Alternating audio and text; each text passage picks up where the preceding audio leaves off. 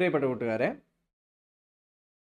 അപ്പോൾ നമ്മൾ കോൺസ്റ്റിറ്റ്യൂഷൻ്റെ ഒരു പഠനം നടത്തിക്കൊണ്ടിരിക്കുന്ന ഒരു സമയമാണ്. അതിൽ നമ്മൾ ഇതുവരെ കോൺസ്റ്റിറ്റ്യൂഷൻ്റെ പ്രധാനപ്പെട്ട ഫീച്ചേഴ്സ്, അതുപോലെ തന്നെ കോൺസ്റ്റിറ്റ്യൂഷൻ്റെ ഹിസ്റ്റോറിക്കലായിട്ടുള്ള ഒരു വളർച്ച അല്ലേ, എങ്ങനെയാണ് നമ്മളുടെ ഭരണഘടന ഇന്ന് കാണുന്ന രീതിയിലുള്ള ഒരു ഭരണഘടനയിലേക്ക് എത്തിയത്, ആ ഭരണഘടന നിർമ്മിച്ച ഭരണഘടനാ സമിതി എങ്ങനെയാണ് ഉണ്ടായത് തുടങ്ങിയിട്ടുള്ള പ്രധാനപ്പെട്ട ചില കാര്യങ്ങളൊക്കെ നമ്മൾ ഓൾറെഡി പഠിക്കുകയുണ്ടായി. ഇനി നമ്മൾ എന്ത് ചെയ്യുകയാണ്? നമ്മൾ ഭരണഘടനയിലേക്ക് കടക്കുകയാണ്. ഭരണഘടനയുടെ ഭാഗമായിട്ടുള്ള വസ്തുതകൾ എന്തെല്ലാമാണെന്ന് നമ്മൾ പഠിച്ചു തുടങ്ങാൻ പോവുകയാണ്. അപ്പോൾ തീർച്ചയായിട്ടും ഏതൊരു പുസ്തകവും നിങ്ങൾ എടുത്ത് വായിക്കുന്ന സമയത്ത് നിങ്ങൾക്ക് എന്ത് കാണാനായിട്ട് സാധിക്കും? അതിലൊരു ആമുഖം കാണാൻ സാധിക്കും. അതായത് നമ്മളുടെ ഭരണഘടനയ്ക്കും അങ്ങനെ ഒരു ആമുഖമുണ്ട്. അതിന് വിളിക്കുന്ന പേരാണ് എന്ത്? പ്രിയാമ്പിൾ എന്നത്. So there is A preamble for every book അല്ലേ. അപ്പോൾ എല്ലാ ഡോക്യുമെൻറ്റിനും ഉള്ളതുപോലെ തന്നെ ഇവിടെയും ഒരു പ്രിയാമ്പിൾ ഉണ്ട്, ഒരു ആമുഖമുണ്ട് എന്ന കാര്യം എന്ത് ചെയ്യുക? കൂട്ടുകാരെ മനസ്സിലാക്കുക. അപ്പോൾ ഇനി ഈ പ്രിയാമ്പിളിനെ കുറിച്ച് നമ്മൾ പറയുകയാണെങ്കിൽ അതിന് ചില പ്രത്യേകതകളുണ്ട്. ഒന്നാമത്തെ പ്രത്യേകത എന്ത് തന്നെയാണ്? ഏതൊരു ആമുഖവും എന്താണ് തരിക? ഒരു ആമുഖത്തിൽ എന്താണ് നമ്മൾ ആ ഡോക്യുമെൻറ്റിൽ കാണാൻ പോകുന്നത് എന്നതിൻ്റെ ഒരു ചുരുങ്ങിയ രീതിയിലുള്ളൊരു വിവരണം ഉണ്ടാവും അല്ലേ. അതായത് അതിൻ്റെ ഒരു സാരാംശം അല്ലേ. അതുപോലെ തന്നെ നമ്മളുടെ കോൺസ്റ്റിറ്റ്യൂഷനിൻ്റെ അടിസ്ഥാനപരമായിട്ടുള്ളൊരു സ്വഭാവം എന്താണ് മനസ്സിലാവുന്നുണ്ടോ? This preface gives us what? The essence of this document. മനസ്സിലാവുന്നുണ്ടോ? The essence of this document എന്താണ് അടിസ്ഥാനപരമായിട്ട് നിങ്ങൾ ഇനി കാണാൻ പോകുന്ന ഈ ഡോക്യുമെൻറ്റിൻ്റെ ഉള്ളിൽ, ഈ ഒരു ഭരണഘടന എന്ന് പറയുന്ന ഈ ഒരു പുസ്തകത്തിൻ്റെ ഉള്ളിൽ എന്താണ് അടങ്ങിയിരിക്കുന്നത്, അതിൻ്റെ ഏറ്റവും ചുരുങ്ങിയ രീതിയിലുള്ള ഒരു എന്താണ് ഒരു ആ ഒരു ഏറ്റവും ചുരുങ്ങിയ രീതിയിൽ ആ വസ്തുതകളെ ഒന്ന് പറഞ്ഞു തരാൻ ശ്രമിക്കുകയാണ് ആമുഖത്തിലൂടെ. മനസ്സിലാകുന്നുണ്ടോ? അതുകൊണ്ട് തന്നെ എന്ത് വിളിച്ചിരിക്കുന്നതിനെ NA പൽഖിവാല ഇതിനെ വിളിച്ചിരിക്കുന്നത് identity card of the constitution എന്നാണ്. എന്താണ് ഇതിനെ വിളിച്ചിരിക്കുന്നത്? എങ്ങനെയായിരുന്നു? Identity card of the constitution ആണെന്നാണ് വളരെ എമിനൻ്റ് ആയിട്ടൊരു ജൂറിസ്റ്റ് ആയിട്ടുള്ള ഒരു ഭരണഘടനയുമായി സംബന്ധിച്ച കാര്യങ്ങളെക്കുറിച്ച് വളരെയധികം പഠിച്ചിട്ടുള്ള ഒരു അഭിഭാഷകനായിട്ടുണ്ടായിരുന്ന ഒരു വളരെ ഫേമസ് ആയിട്ടുള്ള ജൂറിസ്റ്റ് ആയിരുന്നു അദ്ദേഹം വിളിച്ചിട്ടുണ്ടായിരുന്നത് എന്തായിരുന്നു? NA പൽഖിവാല അതിനെ വിളിച്ചിട്ടുണ്ടായിരുന്നത് എന്തായിരുന്നു? ആമുഖത്തിനെ വിളിച്ചത് എന്തായിരുന്നു? Identity card of the constitution എന്നായിരുന്നു. ഇവിടെ അവർക്ക് മനസ്സിലാവുന്നുണ്ടോ? So identity card of the constitution എന്ന് പ്രിയാമ്പിളിനെ, ആമുഖത്തിനെ വിശേഷിപ്പിച്ച വ്യക്തി ആര് എന്ന് ചോദിച്ചാൽ എഴുതുക. ആരായിരുന്നു അത്? NA പൽഖിവാല ആയിരുന്നു എന്ന് കൃത്യമായിട്ട് തന്നെ എന്ത് ചെയ്യുക? എഴുതാനായിട്ട് ശ്രമിക്കുക. ഇനി പ്രിയാമ്പിളിനെ കുറിച്ച് ചർച്ച ചെയ്യുന്ന സമയത്ത്, ആമുഖത്തിനെ കുറിച്ച് നമ്മൾ ചർച്ച ചെയ്യുന്ന സമയത്ത് നമ്മൾ ഒരിക്കലും മറക്കാൻ പാടില്ലാത്ത മറ്റൊരു പേര് ഏതാണെന്ന് വെച്ചാൽ അത് ആരാണ്? അത് ജവഹർലാൽ നെഹ്റുവിൻ്റെ പേരാണ്. ആരുടെ പേരാണ്? ജവഹർലാൽ നെഹ്റുവിൻ്റെ പേരാണ്. എന്താണ് നമ്മളുടെ ആമുഖമായി മാറിയത് എന്നത് എന്താണ്? ഒരു പ്രധാനപ്പെട്ട കാര്യമാണ്. എന്താണ് മാറിയതെന്ന് ചോദിച്ചു കഴിഞ്ഞാൽ നിങ്ങൾക്കറിയാമല്ലേ, നമ്മൾ ഓൾറെഡി കണ്ടിട്ടുണ്ടായിരുന്നു ഭരണഘടനാ സമിതിയുടെ ഒരു ഹിസ്റ്ററി നോക്കിയപ്പോൾ 1946 എന്ത് ചെയ്യുന്നത്? കോൺസ്റ്റിറ്റ്യൂവൻ്റ് അസംബ്ലി എന്ത് ചെയ്യുന്നത്? 1946 ഡിസംബർ 3 എന്ത് ചെയ്യുന്നുണ്ട്? കോൺസ്റ്റിറ്റ്യൂവൻ്റ് അസംബ്ലി പതുക്കെ തന്നെ വരുന്നു ചേരുന്നുണ്ട്. 6 അങ്ങനെ ഓരോരോ ഡേറ്റുകൾ നമ്മൾ പറഞ്ഞിരുന്നു അല്ലേ. ഇതിൽ 1946 ഡിസംബർ 13 ജവഹർലാൽ നെഹ്റു എന്ത് ചെയ്യുന്നുണ്ട്? ഒരു ഒബ്ജക്റ്റീവ് റെസൊല്യൂഷൻ അവതരിപ്പിക്കുന്നുണ്ട്. കോൺസ്റ്റിറ്റ്യൂവൻ്റ് അസംബ്ലിയിൽ എന്ത് ചെയ്യുന്നു? ഒരു ഒബ്ജക്റ്റീവ് റെസൊല്യൂഷൻ അഥവാ ലക്ഷ്യപ്രമേയം, അതിൻ്റെ മലയാളം എന്താണ്? ലക്ഷ്യപ്രമേയം അവതരിപ്പിക്കുന്നു. മനസ്സിലാവുന്നുണ്ടോ കൂട്ടുകാർക്ക്? ജവഹർലാൽ നെഹ്റു എന്ത് ചെയ്യുകയാണ്? Jawaharlal Nehru comes up with objective resolution. He comes up with an objective resolution. ആ വാക്കിൽ തന്നെ ഉണ്ട് അല്ലേ അതിൻ്റെ അർത്ഥം. എന്താണ്? എന്തെല്ലാമാണ് ഈ കോൺസ്റ്റിറ്റ്യൂഷൻ കൊണ്ട് നമ്മൾ ഉദ്ദേശിക്കുന്നത്? ഒബ്ജക്റ്റീവ്സ് എന്തെല്ലാമാണ്? വാട്ട് ആർ ദ ഗോൾസ് അല്ലേ. നമ്മൾ എന്ത് നേടിയെടുക്കലാണ് ഈ കോൺസ്റ്റിറ്റ്യൂഷൻ കൊണ്ട് ഉദ്ദേശിക്കുന്നത്? അതിനെക്കുറിച്ചുള്ള റെസൊല്യൂഷൻ, അതാണ് ലക്ഷ്യപ്രമേയം. എന്തെല്ലാമാണ് നമ്മളുടെ ലക്ഷ്യങ്ങൾ എന്ന് പറയുന്ന ഒരു ഡോക്യുമെൻ്റ് എന്ത് ചെയ്യുകയാണ്? അദ്ദേഹം അവതരിപ്പിക്കുകയാണ്. മനസ്സിലാവുന്നുണ്ടോ? ഈ ഒബ്ജക്റ്റീവ് റെസൊല്യൂഷൻ, നെഹ്റു അവതരിപ്പിക്കുന്ന ഈ ഒബ്ജക്റ്റീവ് റെസൊല്യൂഷനാണ് പിന്നീട് എന്തായിട്ട് മാറുന്നത്? നമ്മുടെ പ്രിയാമ്പിളായിട്ട് മാറുന്നത്. പലതവണ അങ്ങോട്ടും ഇങ്ങോട്ടും മാറി ചോദിച്ചിട്ടുള്ള ചോദ്യമാണ്. ഒന്നില്ലെങ്കിൽ ഒബ്ജക്റ്റീവ് റെസൊല്യൂഷൻ എന്തായി മാറി എന്ന് ചോദിക്കും, അല്ലെങ്കിൽ ആമുഖം എന്നത് ഏത് ഡോക്യുമെൻറ്റിൽ നിന്നാണ് നമുക്ക് ലഭിച്ചതെന്ന് ചോദിക്കും. മനസ്സിലാവുന്നത്? പ്രിയാമ്പിൾ എന്തിൽ നിന്ന് വരുന്നു? എന്നിട്ട് ഓപ്ഷനിൽ ഫണ്ടമെൻ്റൽ റൈറ്റ്സ്, ഫണ്ടമെൻ്റൽ ഡ്യൂട്ടീസ് അല്ലെങ്കിൽ DPSPs എന്നൊക്കെ പറഞ്ഞിട്ട് എന്ത് ചെയ്യും, പല രീതിയിലുള്ള കാര്യങ്ങൾ തരും. മനസ്സിലാവുന്നുണ്ടോ? അല്ലെങ്കിൽ 1935 എന്താ പറയുക, ഗവൺമെൻറ് ഓഫ് ഇന്ത്യ ആക്ട്, ആ രീതിയിൽ പല ഉത്തരങ്ങളും തരും.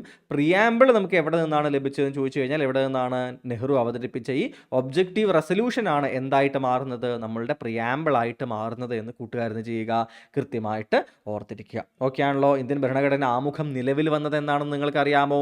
നമ്മളുടെ കോൺസ്റ്റിറ്റ്യൂഷൻ നിലവിൽ വന്ന 1950 ജനുവരി 26 അല്ലെ, ആദ്യത്തെ നമ്മൾ റിപ്പബ്ലിക് ഡേ, സ്വതന്ത്ര ഇന്ത്യ ആദ്യമായിട്ട് റിപ്പബ്ലിക് ഡേ ആഘോഷിച്ചെന്നായിരുന്നു 1950 ജനുവരി 26 അതേ ദിവസമാണ് ഭരണഘടനയുടെ ആമുഖവും എന്ത് ചെയ്യേണ്ടത്, നിലവിൽ വരുന്നത്. മനസ്സിലാവുന്നുണ്ടോ നിങ്ങൾക്ക്? അപ്പോൾ ഭരണഘടനയുടെ ആമുഖത്തിനെ സംബന്ധിച്ചിട്ടുള്ള തുടക്കത്തിൽ അത് എങ്ങനെ നിലവിൽ വന്നു എന്ന കാര്യം പറയുകയാണെങ്കിൽ ഇതാണ് നമ്മൾ മനസ്സിലാക്കേണ്ടത്. ഓക്കെ ആണോ? ഇനി ഭരണഘടന ഒരു തവണ എന്ത് ചെയ്തിട്ടുണ്ട്, തിരുത്തപ്പെട്ടിട്ടുണ്ട്. അത് നമ്മൾ വിശദമായിട്ട് അവസാനം കാണുമെങ്കിലും അത് നിങ്ങൾ ആലോചിക്കുക, ഒരൊറ്റ തവണയാണ് തിരുത്തപ്പെടുന്നത്. അതെപ്പോഴാണ്? 42ാമത് കോൺസ്റ്റിറ്റ്യൂഷണൽ അമെൻമെൻറ്റ് അല്ലേ, വളരെ ഇമ്പോർട്ടൻ്റ് ആയിട്ടുള്ളൊരു കോൺസ്റ്റിറ്റ്യൂഷണൽ അമെൻമെൻ്റ് ആണ്. ഇതിന് മുൻപ് നമ്മൾ പറഞ്ഞിട്ടുണ്ടായിരുന്നു, എന്തായിരുന്നു? മിനി കോൺസ്റ്റിറ്റ്യൂഷൻ എന്നറിയപ്പെടുന്നത് അല്ലേ, ഒരു കുഞ്ഞു കോൺസ്റ്റിറ്റ്യൂഷൻ എന്താണ്, എഴുതുന്ന അത്രയും മാറ്റങ്ങൾ കൊണ്ടുവന്ന ഒരു ഭരണഘടനാ ഭേദഗതിയായിരുന്നു 42ാമത് ഭരണഘടനാ ഭേദഗതി അല്ലേ. ഇന്ദിരാഗാന്ധി പ്രധാനമന്ത്രി ആയിരിക്കുന്ന സമയത്താണ് ഈ ഭരണഘടനാ ഭേദഗതി കൊണ്ടുവരുന്നത് എന്നൊക്കെ നിങ്ങൾക്കറിയാം. അപ്പോൾ ഈ ഭരണഘടനാ ഭേദഗതി 42ാമത് ഭരണഘടനാ ഭേദഗതി എന്തിലേക്ക് നയിക്കുകയാണ്? പ്രിയാമ്പിളിൽ പുതിയ ചില ടേമുകൾ ആഡ് ചെയ്യുന്നതിലേക്ക് നയിക്കുകയാണ്. ആ ടേമുകൾ എന്തെല്ലാമാണെന്നും അതുമായി ബന്ധപ്പെട്ട കാര്യങ്ങൾ നമ്മൾ എന്ത് ചെയ്യും, ഉടനെ പഠിക്കുന്നതായിരിക്കും. അപ്പോൾ ഒരു തവണ മാത്രമേ എന്ത് ചെയ്തിട്ടുള്ളൂ, ഭരണഘടനയിലെ ആമുഖം തിരുത്തപ്പെട്ടിട്ടുള്ളൂ എന്ന കാര്യം എന്ത് ചെയ്യുക, കൂട്ടുകാർ പ്രത്യേകം ഓർത്തിരിക്കാൻ വേണ്ടിയിട്ട് ശ്രമിക്കുക. ഓക്കെ ആണല്ലോ? പ്രശ്നങ്ങളൊന്നുമില്ല എന്ന് വിശ്വസിക്കുകയാണ്. ഇനി നമുക്ക് എവിടേക്ക് കിടക്കാം? പ്രിയാമ്പിളുമായി ബന്ധപ്പെട്ട പ്രധാനപ്പെട്ട കാര്യങ്ങളിലേക്ക് കിടക്കാം. അതിനു മുൻപ് ഞാൻ പലപ്പോഴും എന്താ പറയുക, പഠിപ്പിക്കുന്ന സമയത്ത് എല്ലാവരോടും പറയാറുള്ള കാര്യമാണ്, പ്രിയാമ്പിൾ എന്ത് ചെയ്യാനായിട്ട് ശ്രമിക്കുക, പഠിക്കാനായിട്ട് ശ്രമിക്കുക. നിങ്ങൾക്ക് കഴിയുമെന്നുണ്ടെങ്കിൽ, ഇനി കാണാതെ എല്ലാം പഠിക്കാൻ ഒന്നും വയ്യ എന്നുണ്ടെങ്കിൽ തന്നെ നിങ്ങൾ എന്ത് ചെയ്യുക, ഇതിലെ പ്രധാനപ്പെട്ട വാക്കുകൾ എന്തെല്ലാമാണ്, ഇതിൻ്റെ ഒരു സ്ട്രക്ചർ അറിഞ്ഞാലുണ്ടല്ലോ നിങ്ങൾക്ക് ഇതുമായി ബന്ധപ്പെട്ട പല ചോദ്യങ്ങളും എന്ത് ചെയ്യാൻ പറ്റും, ചിലപ്പോൾ അറ്റൻഡ് ചെയ്യാൻ പറ്റും. നോക്കൂ എന്തെല്ലാമാണ് ഇവിടെ ഇംഗ്ലീഷിലും ഇതിനുശേഷം മലയാളത്തിലും എന്ത് തന്നിട്ടുണ്ട്, പ്രിയാമ്പിള് പരിപൂർണമായിട്ട് നമ്മൾ എന്ത് ചെയ്തിട്ടുണ്ട്, ഇവിടെ ഉൾപ്പെടുത്തിയിട്ടുണ്ട്. നിങ്ങൾക്ക് എന്ത് ചെയ്യാം, ഈ ക്ലാസ്സിനിടെ ഒന്ന് പോസ് ചെയ്താൽ നിങ്ങൾക്ക് എന്ത് ചെയ്യാം, മലയാളത്തിലുള്ള ടേമും അതുപോലെ തന്നെ ഇംഗ്ലീഷിലുള്ളതും നിങ്ങൾക്ക് എന്ത് ചെയ്യാം, ഒന്ന് വായിക്കാം. ഓക്കെ ആണല്ലോ? ഇംഗ്ലീഷിലുള്ളത് നമ്മൾ എന്ത് ചെയ്യണം, പറയുകയാണ്, സോ ദാറ്റ് നിങ്ങൾക്ക് ചില ടേമുകൾ ഫെമിലിയർ ആവട്ടെ എന്ന് വെച്ചിട്ട്. ഓക്കെ, നോക്കൂ എന്തെല്ലാമാണ്. We the people of India. We the people of India എന്താണ്? ഇന്ത്യയിലെ ജനങ്ങളായ ഞങ്ങൾ അല്ലേ. Having solemnly resolved to constitute India in to.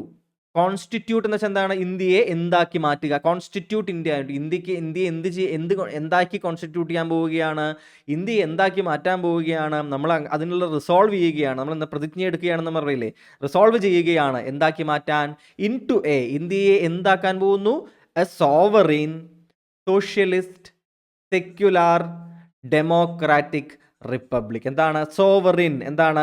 പരമാധികാര സോഷ്യലിസ്റ്റ് അല്ലെ, പരമാധികാര സോഷ്യലിസ്റ്റ് സെക്യുലർ മതേതര ഡെമോക്രാറ്റിക് ജനാധിപത്യ റിപ്പബ്ലിക്. അപ്പോൾ എന്തൊക്കെയാണ് sovereign socialist secular democratic republic എന്ന് വെച്ചാൽ എന്താണ്? ഒരു പരമാധികാര സോഷ്യലിസ്റ്റ് മതേതരത്വ ജനാധിപത്യ റിപ്പബ്ലിക്കാക്കാൻ ഞങ്ങൾ എന്ത് ചെയ്യുകയാണ്? We solemnly resolve. മനസ്സിലാവുന്നു? We solemnly resolve to constitute India. മനസ്സിലാവുന്നുണ്ടോ? ഞങ്ങൾ എന്ത് ചെയ്യുന്നു? ഞങ്ങൾ we the people of India. ആരാണ് ചെയ്യുന്നത്? The people of India. മനസ്സിലാവുന്നുണ്ടോ? അപ്പോൾ എന്താണ് പറയുന്നത്? ഈ പീപ്പിൾ ഓഫ് ഇന്ത്യയിൽ നിന്ന് എന്താണ് പറയുന്നത്? ആരാണ് ഈ ഭരണഘടനാ നിർമ്മാണ സമിതിക്ക്, കോൺസ്റ്റിറ്റ്യൂവൻ്റ് അസംബ്ലിക്ക് ആരാണ് അധികാരം കൊടുക്കുന്നത്? ആരിൽ നിന്നാണ് നമ്മൾ ഈ കോൺസ്റ്റിറ്റ്യൂഷൻ ഭരണഘടന നിർമ്മിക്കുന്നതിനുള്ള അധികാരം എടുക്കുന്നത് എന്നതിൻ്റെ ഉത്തരമാണത്. ആരിൽ നിന്നാണ്? The people of India. ഇന്ത്യയിലെ ജനങ്ങളാണ് എന്ത് ചെയ്യുന്നത്? ആ അധികാരം അവർക്ക് കൊടുക്കുന്നത്. മനസ്സിലാവുന്നുണ്ടോ? അതുകൊണ്ടാണ് V the people of India എന്ന് പറഞ്ഞുകൊണ്ട് എന്ത് ചെയ്യുന്നത്? ശ്രമിക്കുന്നത്. ഇതൊരു ക്വസ്റ്റ്യൻ ആണ്. ഇപ്പം ഈ പറഞ്ഞ കാര്യം എന്താണ്? ഒരു ക്വസ്റ്റ്യൻ ആണ്. എവിടെ നിന്നാണ് ഇതിനുള്ള അധികാരം എന്ന് എവിടെയാണ് പറഞ്ഞിരിക്കുന്നത്? പ്രിയാമ്പിളിലാണ് പറഞ്ഞിരിക്കുന്നത്.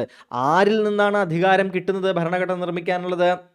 ജനങ്ങളിൽ നിന്നാണ് അധികാരം എടുത്തിരിക്കുന്നത്. അപ്പം ജനങ്ങളിൽ നിന്നാണ് ഈ അധികാരം കിട്ടിയിട്ടുള്ളത് എന്ന് എവിടെയാണ് ഭരണഘടനയിൽ പറഞ്ഞിരിക്കുന്നത് ചോദിച്ചാൽ അതെവിടെയാണ്? അത് പ്രിയാമ്പിളിലാണ് എന്ന് ചെയ്യുക, കൃത്യമായിട്ട് ഓർത്തിരിക്കുക. ഓക്കെ ആണല്ലോ? അപ്പോൾ എന്ത് രാജ്യമായിട്ടാണ് നമ്മൾ മാറ്റിയിരിക്കുന്നത്? Sovereign socialist secular democratic republic. ഇതിൻ്റെ മലയാളം നിങ്ങൾക്ക് എവിടെ കാണും? ഇതാ ഇവിടെ കൃത്യമായിട്ട് കാണാൻ സാധിക്കും. എന്താണ്? ഇന്ത്യയെ ഒരു ഭാരതത്തിലെ ജനങ്ങളായ നാം ഭാരതത്തെ ഒരു പരമാധികാര സ്ഥിതി സമത്വ മതേതര ജനാധിപത്യ റിപ്പബ്ലിക്കായിട്ട് എന്ത് ചെയ്യുകയാണ്?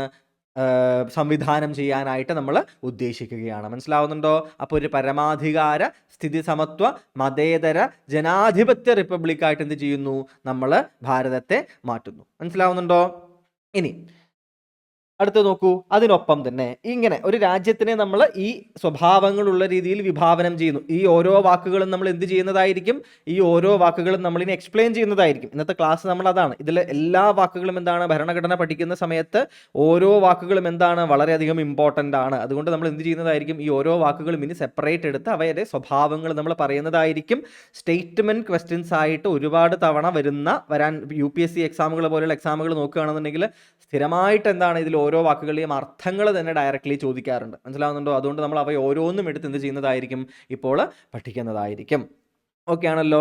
അപ്പോൾ നമ്മളുടെ രാജ്യത്തിന് ഈ 5 ടേമുകൾ അല്ലെ, sovereign, socialist, secular, democratic, republic, പരമാധികാര സ്ഥിതി സമത്വ മതേതര ജനാധിപത്യ റിപ്പബ്ലിക്, ഇവ ഓരോന്നും നമ്മൾ എടുക്കുന്നതായിരിക്കും. പിന്നെ ജസ്റ്റിസ്, ലിബർട്ടി, ഈക്വാലിറ്റി, ഫ്രിറ്റേണിറ്റി തുടങ്ങിയ ഓരോരോ വാക്കുകൾ നമ്മൾ എന്ത് ചെയ്യുന്നതായിരിക്കും? എടുക്കുന്നതായിരിക്കും. മനസ്സിലാവുന്നുണ്ടോ? നോക്കൂ. അതിൻ്റെ ഒപ്പം തന്നെ to secure to all it citizens, secure ചെയ്യുക എന്ന് വെച്ചാൽ എന്താണ്? നേടിക്കൊടുക്കുക എന്നൊക്കെ സിമ്പിളായിട്ട് മലയാളത്തിൽ പറഞ്ഞാൽ ടു സെക്യൂർ എന്താണ്? അവർക്ക് എന്ത് ചെയ്യണം? ഈ താഴെ ഇനി പറയാൻ പോകുന്ന കാര്യങ്ങൾ to secure to all it citizens എന്താണ് പറഞ്ഞിരിക്കുന്നത്? അതിലെ പൗരന്മാർക്കെല്ലാം എന്ത് ചെയ്യണം? ഇവയെല്ലാം ഉറപ്പുവരുത്തണം. എന്ത് ചെയ്യണം?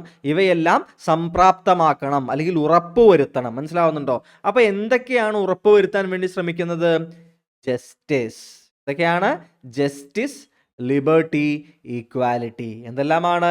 സ്വാതന്ത്ര്യം, സമത്വം, സാഹോദര്യം. എന്തൊക്കെയാണ്? ക്ഷമിക്കണം, ജസ്റ്റിസ് എന്ന് വെച്ചാൽ എന്താണ്? നീതിയാണ്. ലിബർട്ടിയാണ്, ചെറിയൊരു ചേഞ്ച് പറ്റിയതായിരുന്നു. ജസ്റ്റിസ് എന്ന് വെച്ചാൽ എന്താണ്? നീതിയാണ്. ലിബർട്ടി എന്താണ്? സ്വാതന്ത്ര്യമാണ്. ഈക്വാലിറ്റി എന്താണ്? സമത്വമാണ്. ഫ്രട്ടേണിറ്റി എന്താണ്? സാഹോദര്യമാണ്. ഓക്കെ ആണോ? ആദ്യം ഞാൻ പറഞ്ഞ ചെറിയൊരു ചേഞ്ച് വന്നിരുന്നു. ജസ്റ്റിസ് എന്ന് വെച്ചാൽ എന്താണ്? നീതി. ലിബർട്ടി എന്ന് വെച്ചാൽ എന്താണ് വരുന്നത്? സ്വാതന്ത്ര്യം.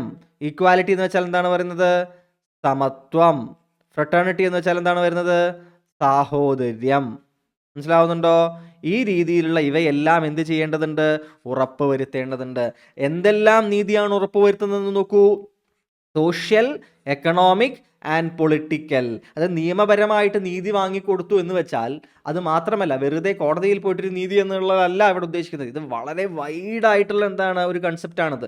എന്തൊക്കെയാണ് ഈ കൺസെപ്റ്റ് വരുന്നത്? സാമൂഹ്യനീതി അല്ലേ, സാമ്പത്തികമായിട്ടുള്ള നീതി, രാഷ്ട്രീയപരമായിട്ടുള്ള നീതി അല്ലേ, ഈ എല്ലാ മേഖലയിലും എന്ത് വേണം? നീതി ഒരാൾക്ക് കിട്ടേണ്ടതുണ്ട് അല്ലേ. സാമൂഹികപരമായിട്ടുള്ള ഉച്ചനീചത്വങ്ങൾ ഉണ്ടാവാൻ പാടില്ല. സാമ്പത്തികമായിട്ട് ഒരു കൂട്ടർ മുഴുവൻ എന്താണ്? ഒരുപാട് പണമുള്ള ആളുകളും മറ്റ് വലിയൊരു ഭൂരിപക്ഷം ആളുകൾ എങ്ങനെയാണ് ഒരു അന്നത്തെ അന്നത്തിന് പോലും വകയില്ലാത്ത ആൾക്കാരുമായിട്ടിരിക്കുന്ന ഒരു സ്ഥലത്ത് സാമ്പത്തിക നീതി ഇല്ല എന്നാണ് അർത്ഥം. മനസ്സിലാവുന്നുണ്ടോ? അതുണ്ടാകാൻ പാടില്ല. പൊളിറ്റിക്കൽ, രാഷ്ട്രീയപരമായിട്ട് എന്താണ്? നീതി ലഭിക്കേണ്ടതായിട്ടുണ്ട് അല്ലേ. അപ്പോൾ ഈ രീതിയിൽ നീതി എന്ന് പറയുന്ന വാക്കിൻ്റെ എല്ലാ തലങ്ങളും സ്പർശിക്കുന്ന രീതിയിൽ എന്ത് ചെയ്തിരിക്കുന്നു? നമ്മളുടെ പ്രിയാമ്പിൾ അതിനെ വിഭാവനം ചെയ്തിരിക്കുന്നു. ലിബർട്ടി അല്ലേ, സ്വാതന്ത്ര്യം. എന്തിനൊക്കെ? തോട്ടിനുള്ള സ്വാതന്ത്ര്യം അല്ലേ, ചിന്തിക്കാനുള്ളത്, എക്സ്പ്രഷന്, അത് പ്രകടിപ്പിക്കാനുള്ളത്, ബിലീഫ് ആൻഡ് ഫെയ്ത്ത്, വിശ്വാസങ്ങൾക്ക് വേണ്ടിയിട്ടുള്ള, വർഷിപ്പ്, ആരാധനയ്ക്കുള്ളത്. ഈ രീതിയിൽ എന്താണ്? ഇതിനെല്ലാമുള്ള എന്ത് വേണം? സ്വാതന്ത്ര്യം വേണം. ഇതെല്ലാം ഇതിൻ്റെ മലയാളത്തിൽ നിങ്ങൾക്ക് എന്ത് ചെയ്യാൻ പറ്റും? ഇപ്പുറത്ത് കാണാൻ പറ്റും. കണ്ടോ? എന്തൊക്കെയാണ് പറഞ്ഞിട്ടുണ്ട്? ചിന്തിക്കാനുള്ളത്, ആശയപ്രകടനത്തിനുള്ളത്, വിശ്വാസത്തിനുള്ളത്, മതനിഷ്ഠയ്ക്കും ആരാധനയ്ക്കുമുള്ള എല്ലാത്തിനുമുള്ള എന്താണ്? സ്വാതന്ത്ര്യം അല്ലേ. ഇനി അടുത്ത ഏതാണ്? സമത്വത്തിനെ കുറിച്ച് നമ്മൾ പറയുന്നുണ്ട്. ഈക്വാലിറ്റി അല്ലേ, അതെന്താണ്? സമത്വം എന്ന വാക്കാണ്. Equality of status and opportunity അല്ലെ, അവസരങ്ങൾക്ക് അല്ലെ, അവരുടെ ഓരോരുത്തരുടെയും എന്താണ്? ഏത് സ്റ്റാറ്റസിൽ അവർ നിൽക്കുന്നു എന്നുള്ളതിനൊക്കെയുള്ള എന്താണ്? അതിനുള്ള equality. Four justice, liberty, equality. ഇനി അതുപോലെ തന്നെ the preamble tries to tell the people that നമ്മൾ എന്ത് ചെയ്യണം, we should try to promote among them all. ഈ ജനങ്ങളുടെ ഇടയിൽ എന്ത് പ്രൊമോട്ട് ചെയ്യണം, എന്ത് ചെയ്യണം, എന്ത് ഉയർത്തിക്കൊണ്ടുവരാനായിട്ട് ശ്രമിക്കണം നമ്മൾ? ഫ്രട്ടേണിറ്റി. എന്താണ്? ഫ്രട്ടേണിറ്റി, സാഹോദര്യം ഉയർത്തിക്കൊണ്ടുവരാൻ ശ്രമിക്കണം. assuring the dignity of the individual and the unity and integrity of the nation. മനസ്സിലാവുന്നുണ്ടോ? എല്ലാവരുടെയും ഇടയിൽ എന്താണ്, ഒരു സമൂഹത്തിൻ്റെ ഉള്ളിൽ സാഹോദര്യമുണ്ട് എന്നതിനൊപ്പം തന്നെ, അതായത് ഈ സാഹോദര്യം അഷ്വർ ചെയ്യുന്ന സമയത്ത് തന്നെ എന്തുകൂടി അഷ്വർ ചെയ്യേണ്ടതുണ്ട്? Dignity of the individual. അതായത് ഒരു വ്യക്തിയുടെ അഭിമാനത്തിനെ ചോദ്യം ചെയ്തുകൊണ്ടാകരുത് ഈ സാഹോദര്യം ഉറപ്പാക്കൽ. മനസ്സിലാവുന്നുണ്ടോ? അതായത് ഒരു സമൂഹത്തിന് നല്ലതാണ് എന്ന് പറഞ്ഞുകൊണ്ട് ഒരു വ്യക്തിയുടെ അഭിമാനം പണയം വെക്കേണ്ടിയും വരരുത്. അതായത് ഒരു വ്യക്തിയുടെ അഭിമാനവും എന്നാൽ രാജ്യത്തിൻ്റെ സാഹോദര്യവും രണ്ടും എന്ത് ചെയ്യണം? ഒരുപോലെ സംരക്ഷിച്ചുകൊണ്ട് വേണം എന്ത് ചെയ്യാൻ? ആ രാജ്യം മുന്നോട്ട് പോകാൻ. അപ്പോഴവിടെ എന്തുണ്ടാകും? Unity and integrity. മനസ്സിലാവുന്നുണ്ടോ? So fraternity, assuring the dignity of the individual and the unity and integrity of the nation. മനസ്സിലാവുന്നുണ്ടോ? രാജ്യത്തിൻ്റെ യൂണിറ്റിയും ഇൻറ്റഗ്രിറ്റിയും ഉറപ്പാക്കുന്നതിനൊപ്പം തന്നെ ഇൻഡിവിജ്വലിൻ്റെ ഡിഗ്നിറ്റിയും കൂടി എന്ത് ചെയ്യണം? നമ്മൾ ഉറപ്പാക്കേണ്ടതുണ്ട്. അതാണ് ഇവിടെ പറഞ്ഞിരിക്കുന്നത്. എന്താണ്? വ്യക്തിയുടെ അന്തസ്സും രാഷ്ട്രത്തിൻ്റെ ഐക്യവും അഖണ്ഡതയും ഉറപ്പുവരുത്തിക്കൊണ്ട് സാഹോദര്യം പുലർത്താനായിട്ട് എന്ത് ചെയ്യണം? നമ്മൾ എന്ത് ചെയ്യണം? ശ്രദ്ധ ചെലുത്തണം. മനസ്സിലാവുന്നുണ്ടോ? അപ്പോൾ നിങ്ങൾ ശ്രദ്ധിക്കുന്നുണ്ടോ അവിടെ എന്താണ് അതിൻ്റെ പ്രത്യേകത? വളരെ ഇമ്പോർട്ടൻ്റ് ഒരു വാചകമാണിത്. അതായത് ഏറ്റവും ഉയർന്ന തലത്തിൽ രാഷ്ട്രത്തിൻ്റെ അഖണ്ഡത എന്ന ഏറ്റവും വലിയ കൺസെപ്റ്റിനൊപ്പം തന്നെ ഓരോ വ്യക്തിയുടെയും ഓരോ ഇൻഡിവിജ്വലിൻ്റെയും അന്തസ്സും കൂടി എന്ത് ചെയ്യുകയാണ്? അതും എന്ത് ചെയ്യണം? ലംഘിക്കപ്പെടാതെ സൂക്ഷിക്കണമെന്ന് നമ്മുടെ ആമുഖത്തിൽ എന്ത് ചെയ്യുന്നുണ്ട്? പറയുന്നുണ്ട്. മനസ്സിലാവുന്നുണ്ടോ? ഇനി അടുത്തത് പറയുന്നത് എവിടെയാണ്? ഇതെല്ലാം ഈ മുകളിൽ പറഞ്ഞ എല്ലാം ഉറപ്പിച്ചുകൊണ്ട് ഇൻ അവർ കോൺസ്റ്റിറ്റ്യുവൻ്റ് അസംബ്ലി, നമ്മൾ ഈ ഭരണഘടനാ നിർമ്മാണ സമിതിയിൽ ഓൺ ദിസ് എന്താണ് 26th day of November 1949 do hereby adopt, enact and give to ourselves this constitution. നമ്മൾ എന്ത് ചെയ്യുന്നു? ഈ ഒരു വാക്കുകൾ ഓർക്ക്. അഡോപ്റ്റ് ചെയ്തു അല്ലെങ്കിൽ എനാക്ട് ചെയ്തു. മനസ്സിലാവുന്നുണ്ടോ? അപ്പോൾ ചോദ്യത്തിൽ എങ്ങനെ വരാം? കോൺസ്റ്റിറ്റ്യൂഷൻ അഡോപ്റ്റ് ചെയ്ത ദിവസമേത് അല്ലെങ്കിൽ എനാക്ട് ചെയ്ത ദിവസമേത് എന്ന് പറയുകയാണ്. മനസ്സിലാവുന്നത്? ഭരണഘടനയെ സ്വീകരിക്കുകയും നിയമമാക്കുകയും നമുക്ക് തന്നെ പ്രദാനം ചെയ്യുകയും ചെയ്യുന്നു. മനസ്സിലാവുന്നുണ്ടോ? എന്താണ്? We give to ourselves, അല്ലേ? നമ്മൾ ആർക്ക് തന്നെയാണ്? ജനങ്ങളായ നമ്മൾ നമുക്ക് തന്നെ സമർപ്പിക്കുകയാണ് ഈ ഭരണഘടന, അല്ലേ? അപ്പോൾ ഇവിടെ നിന്നും വരാൻ സാധ്യതയുള്ള മറ്റൊരു ചോദ്യം എന്താണെന്നറിയാമോ? കോൺസ്റ്റിറ്റ്യൂഷനിൽ ഒരേ ഒരു ഡേറ്റ് മാത്രമേ എഴുതപ്പെട്ടിട്ടുള്ളൂ. ഭരണഘടനയിൽ ഒരേ ഒരു തീയതി മാത്രമാണ് എഴുതപ്പെട്ടിട്ടുള്ളത്. ആ തീയതി ഏതാണ് ചോദിച്ചു കഴിഞ്ഞാൽ ഇതാണ്. എന്താണ്? 26th day of November 1949. 26th November 1949 ഈ ദിവസമാണ് എന്ത് ചെയ്തിട്ടുള്ളത്? കോൺസ്റ്റിറ്റ്യൂഷൻ അഡോപ്റ്റ് ചെയ്തിട്ടുള്ളത് അല്ലെങ്കിൽ എനാക്ട് ചെയ്തിട്ടുള്ളത്. അപ്പോൾ ഈ ദിവസം എന്ത് ചെയ്തിരിക്കുന്നു? പ്രിയാമ്പിളിൽ കൃത്യമായി കൊടുത്തിട്ടുണ്ട്. അതുകൊണ്ട് ഒരേ ഒരു തീയതി മാത്രമാണ് എന്ത് ചെയ്തിട്ടുള്ളത്? നമ്മളുടെ പ്രിയാമ്പിളിൽ പറയപ്പെട്ടിട്ടുള്ളത്. ആ തീയതി ഇതാണ് എന്ന് കൃത്യമായി നിങ്ങൾ ഓർത്തിരിക്കുക. പ്രിയാമ്പിള് ഈ രീതിയിലാണ് നിങ്ങൾ എന്ത് ചെയ്യേണ്ടത്? വായിക്കേണ്ടതും പഠിക്കേണ്ടതും മനസ്സിലാക്കേണ്ടതും. ഇതെന്ത് ചെയ്യുക? ഇടയ്ക്കിടയ്ക്ക് വായിക്കുക. ആ വാക്കുകൾ നിങ്ങൾക്ക് എന്ത് ചെയ്യണം? മനസ്സിൽ നിൽക്കണം. അത് നിന്ന് കഴിഞ്ഞാൽ ചിലപ്പോൾ ചോദ്യം എന്ത് ചെയ്യാം? വളരെ സിമ്പിളായിട്ടുള്ള രീതിയിൽ എന്ത് ചെയ്യാം? ചോദിക്കാം. മനസ്സിലാവുന്നുണ്ടോ? എന്ത് ചോദിക്കും? ഏതെല്ലാം തരത്തിലുള്ള ജസ്റ്റിസുകളാണ് പ്രിയാമ്പിളിൽ നമുക്ക് വിഭാവനം ചെയ്തിട്ടുള്ളതെന്ന് ചോദിക്കാം. എന്നിട്ട് സോഷ്യൽ, എക്കണോമിക്, പൊളിറ്റിക്കൽ എന്ന് വെച്ചിട്ട് എന്ത് ചെയ്യാം? ചിലപ്പോൾ വേറെ എന്തെങ്കിലും ഒരു സാധനം എഡ്യൂക്കേഷണൽ എന്നുകൂടി വെറുതെ അതിൻ്റെ കൂട്ടത്തിൽ തരും. മനസ്സിലാവുന്നുണ്ടോ? അപ്പോൾ എഡ്യൂക്കേഷണൽ അതിൽ വരില്ല, അല്ലേ? ഏതൊക്കെയാണ് പ്രിയാമ്പിൾ പറഞ്ഞിട്ടുള്ളത്? സോഷ്യൽ ജസ്റ്റിസും എക്കണോമിക് ജസ്റ്റിസും പൊളിറ്റിക്കൽ ജസ്റ്റിസുമാണ്. എന്നിട്ട് വെറുതെ ഒരു ടേം ഇങ്ങോട്ട് നാലാമത്തെ ഒരു ടേം കൂടി തരും. എന്നിട്ട് ഇതിൽ ഏതാണ് അതിലില്ലാത്തതെന്ന് ചോദിക്കാം. അപ്പോൾ ഈ ടേമുകൾ എന്തെല്ലാമാണ് എന്ന് കൂട്ടുകാർ ഓർത്ത് വെക്കണം. ഇനി ലിബർട്ടി, എന്തിനൊക്കെയുള്ള ലിബർട്ടിയാണ് പ്രിയാമ്പിളിൽ പറഞ്ഞിരിക്കുന്നത് ചോദിച്ചിട്ട് തോട്ട് ഉണ്ട്, എക്സ്പ്രഷൻ ഉണ്ട്, ബിലീഫ് ഉണ്ട്, ഫെയ്ത്ത് ഉണ്ട്, വർഷിപ്പ് ഉണ്ട്, അല്ലേ? ഇവിടെ എല്ലാം മലയാളീകരിച്ച വാക്കുകൾ ഇപ്പുറത്ത് കൊടുത്തിട്ടുണ്ട്. മനസ്സിലാവുന്നുണ്ടോ? അപ്പോൾ എന്ത് ചെയ്യണം? ഈ ടേമുകൾ നിങ്ങൾ എന്ത് ചെയ്യുക? തുടർച്ചയായിട്ട് നിങ്ങൾ വായിക്കുകയാണ് എന്നുണ്ടെങ്കിൽ എന്ത് ചെയ്യും? നിങ്ങൾക്ക് അവ ഓർത്ത് നിൽക്കും, അല്ലേ? ചിന്ത, ആശയപ്രകടനം, വിശ്വാസം, മതനിഷ്ഠ, ആരാധന എന്നിവയാണ് എന്ത് ചെയ്യുക? നിങ്ങൾക്കത് മനസ്സിലാക്കാൻ കഴിയണം. ഇവയല്ലാത്ത വേറൊരു ടേം ചിലപ്പോൾ തരും. മനസ്സിലാവുന്നുണ്ടോ? ഈ 5 ഏതെങ്കിലും എന്ത് ചെയ്യും? ഒരു 3 ടേം തരും. എന്നിട്ട് ഇതിലല്ലാത്ത ഒരു എന്ത് ചെയ്യും? ഒരു ഇല്ലാത്തൊരു ടേം കൂടി അപ്പുറത്ത് ചിലപ്പോൾ തരും. എന്നിട്ട് ഇവയിൽ ഏതാണ് ഇല്ലാത്തത്? പ്രിയാമ്പിളിൽ ലിബർട്ടി എന്ന പദത്തിനടിയിൽ ഏതെല്ലാം ലിബർട്ടിയാണ് തന്നിരിക്കുന്നത്, ഈ താഴെ തന്നിട്ട് ഏതാണ് അതിൽ പെടാത്തത് എന്ന് ചോദിച്ചിട്ട് ഒരു ചോദ്യം ചോദിച്ചുകൂടെ? തീർച്ചയായിട്ടും പുതിയ രീതിയിൽ ചോദിക്കാം. അപ്പം നിങ്ങൾ എന്ത് ചെയ്യണം? ഈ ടേമുകൾ കൂടി എന്ത് ചെയ്യുക? കൃത്യമായിട്ട് ഓർത്തിരിക്കാൻ വേണ്ടി ശ്രമിക്കുക. നമ്മൾ ആൻറ്റിസിപ്പേറ്റ് ചെയ്യണം അല്ലേ, എങ്ങനെയെല്ലാം ചോദിക്കാമെന്ന് നമ്മൾ തീർച്ചയായിട്ടും ആൻറ്റിസിപ്പേറ്റ് ചെയ്യണം. അപ്പോൾ നിങ്ങൾ ഇനി പ്രിയാമ്പിൾ വായിക്കുമ്പോൾ വെറുതെ വായിച്ചു പോവാതെ ഈ രീതിയിൽ കൂടി എന്ത് ചെയ്യുക, മനസ്സിൽ കണ്ടുകൊണ്ട് വായിക്കാനായിട്ട് ശ്രമിക്കുക. ഇപ്പോൾ ഈക്വാലിറ്റി നോക്കൂ, ഈക്വാലിറ്റി എന്തൊക്കെയാണ്? സ്റ്റാറ്റസും അതുപോലെ തന്നെ ഓപ്പർച്യൂണിറ്റിയും അല്ലെ, രണ്ട് കാര്യങ്ങളിലുമുള്ള എന്താണ്, സമത്വമാണ് പറയുന്നത് അല്ലെ. എന്തിലൊക്കെയാണ്? പദവികളിൽ, അവസരത്തിൽ അല്ലെ. ഓപ്പർച്യൂണിറ്റി, സ്റ്റാറ്റസ്, പദവി, ഇവ രണ്ടിൻ്റെ കാര്യത്തിലുള്ള സമത്വം എന്ത് ചെയ്യുന്നുണ്ട്, ഇവർ പറയുന്നുണ്ട്. ഇതിൻ്റെ പുറത്ത് ഏതെങ്കിലും പറയുന്നുണ്ടോ? പ്രിയാമ്പിളിൽ പറയുന്നില്ല അല്ലെ. അപ്പോൾ ഇതെന്ത് ചെയ്യുക, ഇത്തരത്തിലുള്ള ടേമുകൾ എന്ത് ചെയ്യുക, കൃത്യമായിട്ട് ഓർത്തിരിക്കുക. അതിനൊപ്പം ഒരേ ഒരു തീയതിയാണ് തന്നിരിക്കുന്നത്, ആ തീയതി എന്താണ് എന്നും ഓർക്കുക. ആ തീയതി ഭരണഘടനയിൽ ഒരേ ഒരു ഡേറ്റ് മാത്രമേ എന്ത് ചെയ്തിട്ടുള്ളൂ, എഴുതപ്പെട്ടിട്ടുള്ളൂ. ആ ഡേറ്റ് കിടക്കുന്നത് എവിടെയാണ്? പ്രിയാമ്പിളിൻ്റെ ഉള്ളിലാണ് എന്ന കാര്യവും കൂട്ടുകാർ കൃത്യമായിട്ട് ഓർത്തിരിക്കാൻ വേണ്ടിയിട്ട് ശ്രമിക്കുക. ഓക്കെ ആണല്ലോ.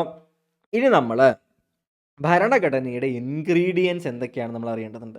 ആമുഖത്തിന് 4 വിഭാഗങ്ങളുണ്ട്, അല്ലെങ്കിൽ എന്താണ് അതിന് 4 കൂട്ടുകളുണ്ട്. ഈ കൂട്ടുകൾ നമ്മൾ ഓൾറെഡി ചർച്ച ചെയ്ത സമയത്ത് നമ്മൾ ഇവയെല്ലാം ഇപ്പോൾ പറഞ്ഞിട്ടുണ്ട്. ആ പ്രിയാമ്പിൾ വായിച്ച് എക്സ്പ്ലെയിൻ ചെയ്യാനുള്ള കാരണം ഈ 4 കാര്യങ്ങൾ നിങ്ങൾക്ക് വളരെ എളുപ്പത്തിൽ മനസ്സിലാകണം എന്നതുകൊണ്ടാണ്. എന്തൊക്കെയാണെന്ന് കാര്യം എന്നറിയോ നിങ്ങൾക്ക്? ഒന്നാമത്തെ കാര്യം എന്ന് പറയുന്നത്, ഇൻഗ്രീഡിയൻസിൽ ഒന്നാമത്തെ കാര്യം source of the authority of the constitution. ഭരണഘടനയ്ക്ക് ഒരു അതോറിറ്റി വേണം അല്ലേ. അപ്പോൾ ആരെങ്കിലും ഒരു അതോറിറ്റി വേണ്ടേ? ഇവർക്കൊക്കെ ആരാണ് ഈ ഭരണഘടന എഴുതി ഉണ്ടാക്കിയിട്ട് നാളെ മുതൽ നിങ്ങൾ ഈ ഭരണഘടനയെ അനുസരിക്കണം എന്നങ്ങോട്ട് പറയാൻ പറ്റുമോ? ആരെങ്കിലും അവർക്ക് അതിനുള്ള അതോറിറ്റി കൊടുക്കണ്ടേ? അപ്പോൾ എന്താണ് ഈ സോഴ്സ്? എവിടെ നിന്നാണ് ഈ അതോറിറ്റി കിട്ടുന്നത്? നമ്മൾ ഓൾറെഡി പറഞ്ഞില്ലേ അത് എവിടെ നിന്നാണെന്ന്. ആദ്യത്തെ ലൈനിൽ എന്ത് ചെയ്യുന്നുണ്ട്, അത് പറയുന്നുണ്ട്. എവിടെ നിന്നാണ്? ഭാരതത്തിലെ ജനങ്ങളായ നാം. ആരാണ് അതിനുള്ള അതോറിറ്റി കൊടുക്കുന്നത്? അതോറിറ്റി കൊടുക്കുന്നത് ദ പീപ്പിൾ ഓഫ് ഇന്ത്യയാണ്. അപ്പം ജനങ്ങളിൽ നിന്നാണ് എന്ത് കിട്ടുന്നത്, ഇവർക്ക് ഈ അതോറിറ്റി കിട്ടിയിരിക്കുന്നത്. മനസ്സിലാവുന്നുണ്ടോ? Source of authority of the constitution, അതെവിടെ നിന്നാണ്? The preamble States very clearly that the constitution derives it's authority from the people of India. എവിടെ നിന്നാണ് അതോറിറ്റി കിട്ടുന്നത്? പീപ്പിൾ ഓഫ് ഇന്ത്യ, ജനങ്ങളിൽ നിന്ന് അല്ലേ. അപ്പോൾ ഇതാണ് ഒന്നാമത്തെ പാർട്ട്. മനസ്സിലാവുന്നുണ്ടോ? പ്രിയാമ്പിളിൻ്റെ ആദ്യം എന്ത് ചെയ്യുന്നു, ഈ ഒരു ഐഡിയ പ്രിയാമ്പിൾ കൃത്യമായിട്ട് മുന്നോട്ട് വയ്ക്കുന്നു. ഇനി രണ്ടാമത്തെ ഐഡിയ എന്താണ് മുന്നോട്ട് വയ്ക്കുന്നത്? രണ്ടാമത്തെ ഇൻഗ്രീഡിയൻ്റ് എന്താണ്? Nature of the Indian state. India എന്ന് പറയുന്ന രാജ്യത്തിൻ്റെ, ഈ ഇന്ത്യ എന്ന് പറയുന്ന നമ്മളുടെ ഈ രാജ്യത്തിൻ്റെ നേച്ചർ എന്താണ്? What is the nature of the state? മനസ്സിലാവുന്നുണ്ടോ? എങ്ങനത്തെ ഒരു രാഷ്ട്രമാണ് നമ്മൾ വിഭാവനം ചെയ്യുന്നത്? മനസ്സിലാവുന്നുണ്ടോ? ഒരു ഓട്ടോക്രറ്റിക് ആയിട്ടുള്ള രാജ്യമാണോ? ഒരു മതരാഷ്ട്രമാണോ നമ്മൾ വിഭാവനം ചെയ്യുന്നത്? ഒരു കമ്മ്യൂണിസ്റ്റ് രാജ്യമാണോ നമ്മൾ വിഭാവനം ചെയ്യുന്നത്? എങ്ങനത്തെ രാജ്യമാണ് നമ്മൾ വിഭാവനം ചെയ്യുന്നത് എന്ന് ചെയ്യുകയാണ് ഇവിടെ നമ്മൾ കൃത്യമായിട്ട് അടുത്ത ഘട്ടത്തിൽ പറയുന്നു. എങ്ങനത്തെ രാജ്യമാണ് നമ്മൾ വിഭാവനം ചെയ്യുന്നത്? നമ്മൾ കൃത്യമായിട്ട് അതും നമ്മളോട് പറഞ്ഞിരുന്നില്ലേ? എങ്ങനത്തെയാണ്? ഒരു പരമാധികാര സ്ഥിതി സമത്വ മതേതര ജനാധിപത്യ റിപ്പബ്ലിക്കാണ് നമ്മൾ എന്ത് ചെയ്യുന്നത്, നമ്മൾ വിഭാവനം ചെയ്യുന്നത് നമ്മൾ പറഞ്ഞു അല്ലേ. നമ്മൾ എങ്ങനെയാണ് ഒരു സോവറിൻ സെക്യുലാർ സോഷ്യലിസ്റ്റ് ഡെമോക്രാറ്റിക് റിപ്പബ്ലിക്കാണ് നമ്മൾ എന്ത് ചെയ്യുന്നത്, നമ്മൾ വിഭാവനം ചെയ്യുന്നത് അല്ലെ. SSSDR അല്ലെ, SSSDR എന്തൊക്കെയായിരുന്നു? Sovereign socialist secular democratic republic. ഈ രീതിയിലുള്ളൊരു രാജ്യമാണ് ചെയ്യുന്നത്. So the nature of the Indian States എന്ത് ചെയ്യുന്നു, നമ്മൾ കൃത്യമായി പറഞ്ഞിരിക്കുന്നു. അതിനുശേഷം നമ്മൾ എന്ത് പറഞ്ഞു? ഒബ്ജക്റ്റീവ്സ് കൃത്യമായിട്ട് പറഞ്ഞു അല്ലേ. എന്തെല്ലാമാണ് നമ്മളുടെ ഒബ്ജക്റ്റീവ്? എന്തൊക്കെയാണ്? ജസ്റ്റിസ് നേടിക്കൊടുക്കണം അല്ലെ, social economic and political justice, liberty ഉറപ്പുവരുത്തണം, സ്വാതന്ത്ര്യം ഉറപ്പുവരുത്തണം, ഈക്വാലിറ്റി സമത്വം ഉറപ്പുവരുത്തണം, ഫ്രട്ടേണിറ്റി സാഹോദര്യം ഉറപ്പുവരുത്തണം അല്ലേ. ഇവ എന്ത് ചെയ്തു? നമ്മൾ കൃത്യമായിട്ട് പറഞ്ഞു. അതാണ് ഏത്? മൂന്നാമത്തെ ഭാഗം, ഒബ്ജക്റ്റീവ്സ് ഓഫ് ദി കോൺസ്റ്റിറ്റ്യൂഷൻ. മനസ്സിലാവുന്നുണ്ടോ? അവസാനം എന്താണ് പറയുന്നത്? Date of adoption of the constitution അല്ലേ. 26 നവംബർ ഓഫ് 1949, 1949 നവംബർ 26 എന്ന് പറയുന്ന ഡേറ്റ് ആണ് നാലാമത്തെ ഭാഗം. അപ്പോൾ നമ്മളുടെ കോൺസ്റ്റിറ്റ്യൂഷനെ എന്ത് ചെയ്യാം? 4ആയിട്ട് നമുക്ക് അതിൻ്റെ ഇൻഗ്രീഡിയൻസിനെ വിഭജിക്കാം അല്ലേ. ആരിൽ നിന്ന് അതോറിറ്റി കിട്ടി? From the people of India. എന്താണ് നേച്ചർ എന്ന് പറയുന്നത്? എന്താണ്? Sovereign socialist secular democratic republic ആണ് നമ്മളുടെ രാജ്യം, അതാണ് നേച്ചർ. എന്തൊക്കെയാണ് ഒബ്ജക്റ്റീവ്സ്? എന്തൊക്കെയാണ് ഒബ്ജക്റ്റീവ്സ്? നീതി, ജസ്റ്റിസ്, ലിബർട്ടി, സ്വാതന്ത്ര്യം, ഈക്വാലിറ്റി, സമത്വം, ഫ്രട്ടേണിറ്റി, സാഹോദര്യം, ഇവയൊക്കെയാണ് നമ്മളുടെ ഒബ്ജക്റ്റീവ്സ്. ഇവയെല്ലാം നേടിയെടുക്കുന്ന ഒരു ജനതയാണ് എന്ത്? നമ്മളുടെ ഒബ്ജക്റ്റീവ്.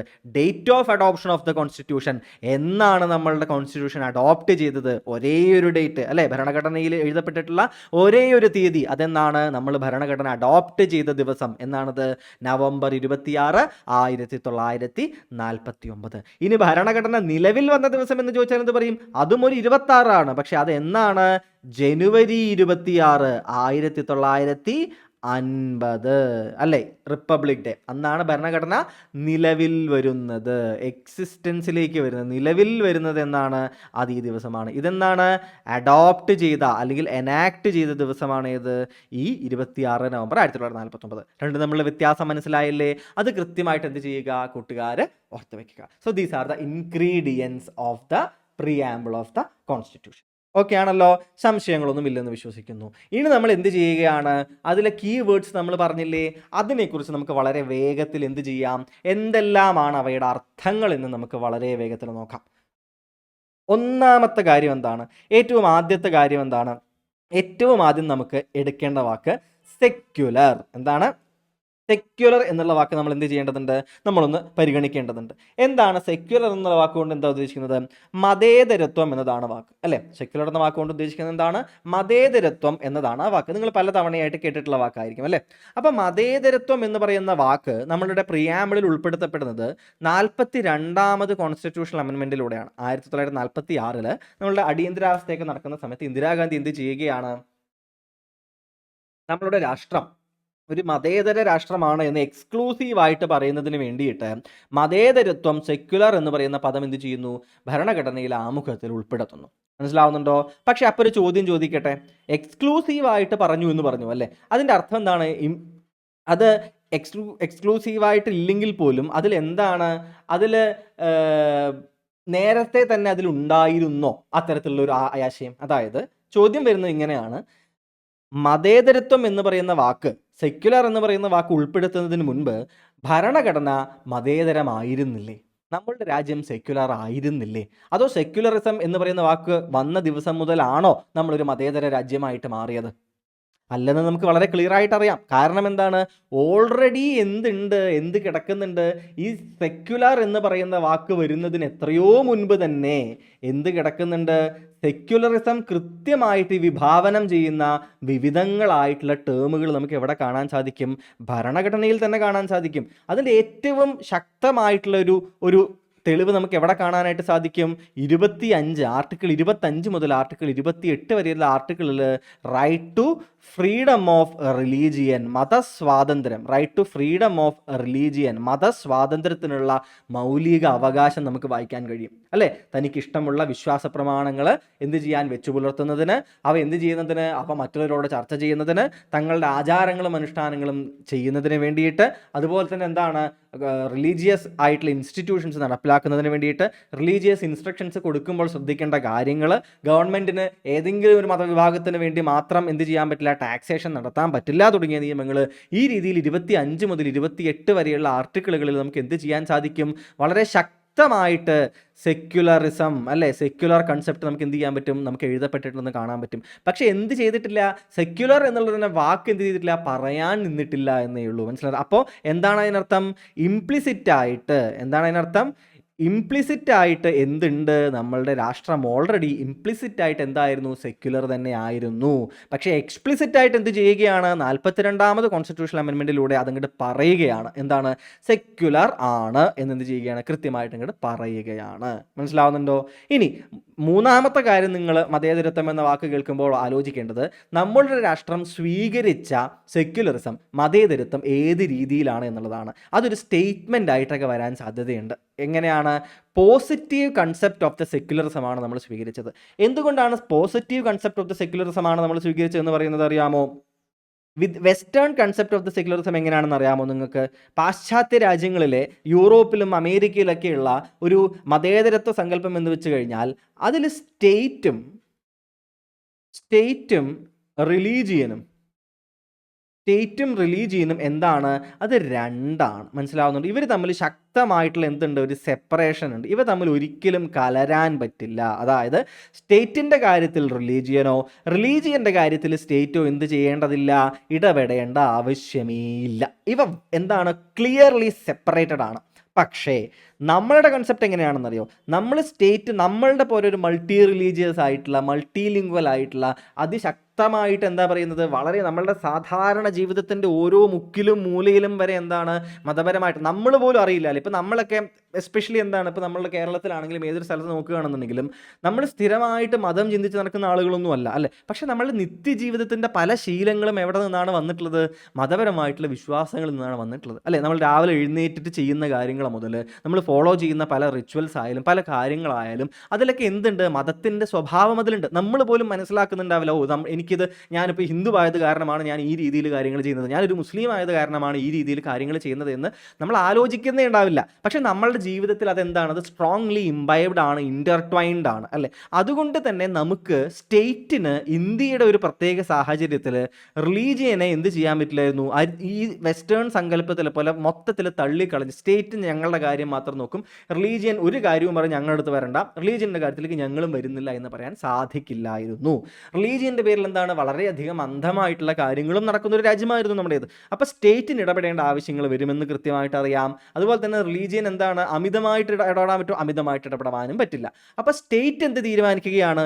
ഒരു western concept of the secularism നമുക്ക് ചേരില്ല എന്ന് നമ്മളുടെ ഭരണഘടനാ നിർമ്മാണ ശില്പികൾ എന്ത് ചെയ്യുകയാണ്? അവർക്ക് മനസ്സിലാവുകയാണ്. എന്നിട്ടാണ് ഒരു പോസിറ്റീവ് കൺസെപ്റ്റ് എന്ത് ചെയ്യുന്നത്? ഉൾപ്പെടുത്തുന്നത്. എന്താണ് ഈ പോസിറ്റീവ് ചോദിച്ചു കഴിഞ്ഞാൽ, ഈക്വലായിട്ട് എന്ത് ചെയ്യണം? എല്ലാ മതങ്ങളെയും കൈകാര്യം ചെയ്യണം. മനസ്സിലാവുന്നുണ്ടോ? ഇതാണ് പോസിറ്റീവ് കൺസെപ്റ്റ്. മതങ്ങളിൽ ഇടപെടുകയില്ല എന്നല്ല, ഈക്വലായിട്ട് എന്ത് ചെയ്യുക? എല്ലാവരെയും കൺസിഡർ ചെയ്യുക. ഹിന്ദുമതത്തിനോടാണെങ്കിലും ഇസ്ലാമിനോടാണെങ്കിലും ക്രിസ്ത്യാനിറ്റിയോടാണെങ്കിലും ബുദ്ധമതത്തിനോടാണെങ്കിലും ജൈനമതത്തിനോടാണെങ്കിലും ജൂസിനോടാണെങ്കിലും പാഴ്സികളോടാണെങ്കിലും ആരോടാണെങ്കിലും എന്ത് ചെയ്യുക? അവർക്കെല്ലാം ഈക്വലായിട്ടുള്ള പ്രൊട്ടക്ഷൻ നൽകുക, ഈക്വലായിട്ട് അവരുടെ മേൽ റെസ്ട്രിക്ഷൻസ് കൊണ്ടുവരിക, ഈക്വലായിട്ട് അവർക്ക് വേണ്ട ഫണ്ടിങ് കൊടുക്കുക. അതായത് എന്ത് ചെയ്യുക? ഇപ്പോൾ മാനസരോവർ യാത്രയ്ക്ക് ഫണ്ട് ചെയ്യുന്നുണ്ട്, ഹജ്ജിനും ഫണ്ട് ചെയ്യുന്നുണ്ട്. അതായത് ഇപ്പോൾ ഹജ്ജിന് മാത്രം ഫണ്ട് ചെയ്യരുത്, അല്ലെങ്കിൽ മാനസരോവർ യാത്രയ്ക്ക് മാത്രം ഫണ്ട് ചെയ്യരുത്. മനസ്സിലാവുന്നുണ്ടോ? അതാണ് കാര്യം. നിങ്ങളൊരു യാത്രയ്ക്ക് ഫണ്ട് ചെയ്യുന്നുണ്ടെങ്കിൽ ഇത്തരത്തിലുള്ള എല്ലാ യാത്രകൾക്കും അതിൻ്റേതായിട്ടുള്ള എന്ത് ചെയ്യുക? സൗകര്യങ്ങൾ ഉണ്ടാക്കി കൊടുക്കുക. നിങ്ങൾ ഏതെങ്കിലും ഒരു കാര്യത്തിൻ്റെ പേരിൽ ഏതെങ്കിലും ഒരു മതത്തിന് ഇന്ന രീതിയിലൊരു ഹെൽപ്പ് ചെയ്യുന്നുണ്ടെങ്കിൽ അത് എല്ലാ മതങ്ങൾക്കും ആ ഹെൽപ്പ് ചെയ്യുക. മനസ്സിലാവുന്നുണ്ടോ? അപ്പോൾ ഈ രീതിയിൽ പോസിറ്റീവ് കൺസെപ്റ്റാണ് നമ്മളെടുത്തത്. മനസ്സിലാവുന്നുണ്ടോ? മതത്തിൽ പോസിറ്റീവായിട്ട് ഇടപെടുക, എല്ലാവരെയും ഈക്വലായിട്ട് പ്രൊട്ടക്റ്റ് ചെയ്യുക, എല്ലാവർക്കും ഈക്വലായിട്ടുള്ള ഹെൽപ്പുകൾ ചെയ്യുക. ഈ രീതിയിൽ പോസിറ്റീവ് കൺസെപ്റ്റാണ് നമ്മളെടുത്തത്. അല്ലാതെ വെസ്റ്റേൺ രീതിയിൽ നെഗറ്റീവായിട്ടുള്ള രണ്ടും തമ്മിൽ ഒരു ബന്ധവും വേണ്ട എന്ന നെഗറ്റീവ് കൺസെപ്റ്റ് അല്ല നമ്മൾ എടുത്തത്. അപ്പോൾ positive concept of the secularism എന്ന ലൈൻ കൊണ്ട് എന്താണ് ഉദ്ദേശിക്കുന്നത് എന്ന് കൂട്ടുകാർക്ക് മനസ്സിലായിട്ടുണ്ടാകുമെന്ന് വിശ്വസിക്കുന്നു. അടുത്ത ടേം റിപ്പബ്ലിക് ആണ്. റിപ്പബ്ലിക് വളരെ ക്ലിയർ ആയിട്ട് നമ്മൾ ഓൾറെഡി ഒരിക്കൽ പറഞ്ഞിരുന്നു, ഒന്നുകൂടി പറയാം. എന്താണ്? മൊണാർക്കി എന്നതുമുണ്ട്, റിപ്പബ്ലിക് എന്നൊരു വാക്കുമുണ്ട്. മനസ്സിലാവുന്നുണ്ടോ?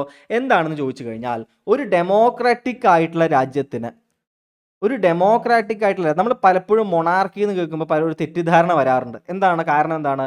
ഒരു ജനാധിപത്യ രാഷ്ട്രം മൊണാർക്കിയായി മാറുമോ? തീർച്ചയായിട്ടും മാറും. ഇതിന് ഏറ്റവും വലിയ ഉദാഹരണം എന്താണ്? United kingdom. നമ്മളെ ഭരിച്ചിട്ടുണ്ടായിരുന്ന ബ്രിട്ടൻ അതിന് ഉദാഹരണമാണ്. ബ്രിട്ടൻ ഒരു ഡെമോക്രാറ്റിക് രാജ്യമല്ലേ, ജനാധിപത്യ രാജ്യമല്ലേ, പക്ഷെ അവിടെ മൊണാർക്കിയാണ്. എങ്ങനത്തെയാണ്? ഒരു ഡെമോക്രാറ്റിക് മൊണാർക്കിയാണ് ആര്? UK. നമ്മളെങ്ങനെയാണ്? നമ്മളൊരു ഡെമോക്രാറ്റിക് റിപ്പബ്ലിക്കാണ് നമ്മളുടെ രാജ്യം.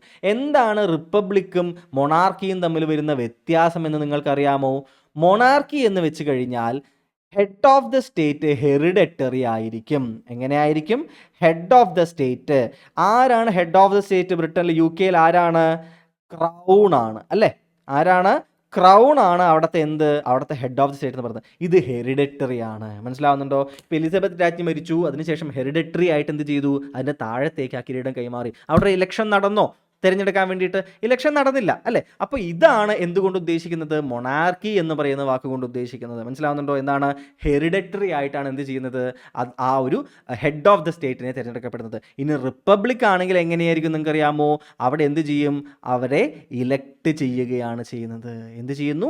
ഇലക്ട് ചെയ്യുന്നു. നമ്മളുടെ രാജ്യത്ത് നമ്മളുടെ ഹെഡ് ഓഫ് ദ സ്റ്റേറ്റ് ആരാണ്? നമ്മളുടെ പ്രസിഡൻ്റാണ് അല്ലേ. അവസാനമായിട്ട് ആരായിരുന്നു? ദ്രൗപദി മുർമു. പ്രസിഡന്റ് എങ്ങനെയാണ്? രാംനാഥ് കോവിന്ദ് പ്രസിഡന്റ് ആയതിനു ശേഷം രാംനാഥ് കോവിന്ദിന്റെ മകനോ മകളോ മരുമകളോ ഒക്കെ ആണോ ആയത്? അല്ല. ആരാണ്? പുതിയ പ്രസിഡന്റിനെ നമ്മൾ ഇലക്ട് ചെയ്തു, അല്ലെ? അപ്പൊ ഇലക്ട് ചെയ്യപ്പെടുന്ന ഹെഡ് ഓഫ് ദ സ്റ്റേറ്റ് ഉള്ള ഇടങ്ങളെ റിപ്പബ്ലിക് എന്ന് വിളിക്കുന്നു. മനസ്സിലാവുന്നുണ്ടോ? അതാണ് കൺസെപ്റ്റ്. മനസ്സിലാവുന്നുണ്ടോ? അപ്പോൾ റിപ്പബ്ലിക്കും മൊണാർക്കിയും തമ്മിലുള്ള വ്യത്യാസം വളരെ കൃത്യമായിട്ട് മനസ്സിലാക്കുക. SSC പോലെയുള്ള എക്സാമുകളിൽ തുടങ്ങിയിട്ട് വിവിധങ്ങളായിട്ടുള്ള ചോദ്യങ്ങൾ എന്ത് ചെയ്തിട്ടുണ്ട്?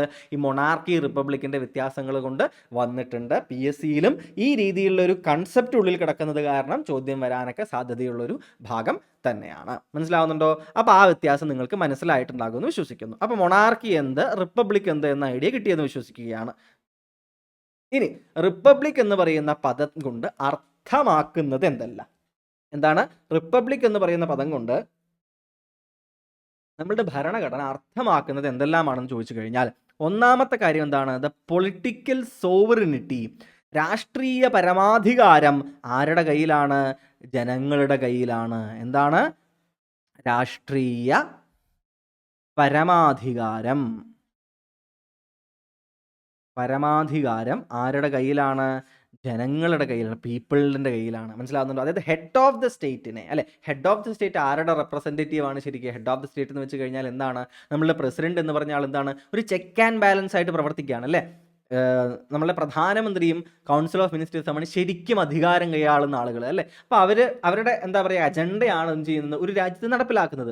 അതിനുശേഷം ബില്ലുകൾ വരും. ഈ ബില്ലുകൾ പാസ്സാക്കുന്നത് ആരാണ്? പ്രസിഡന്റാണ് തീർച്ചയായിട്ടും, അല്ലേ? പ്രസിഡന്റ് എന്ത് ചെയ്യണം? സൈൻ ചെയ്യേണ്ടതുണ്ട്, അല്ലേ? അപ്പോൾ കൗൺസിൽ ഓഫ് മിനിസ്റ്റേഴ്സിൻ്റെയും പ്രധാനമന്ത്രി നിർദ്ദേശപ്രകാരമാണ് അദ്ദേഹം എന്ത് ചെയ്യുന്നത്?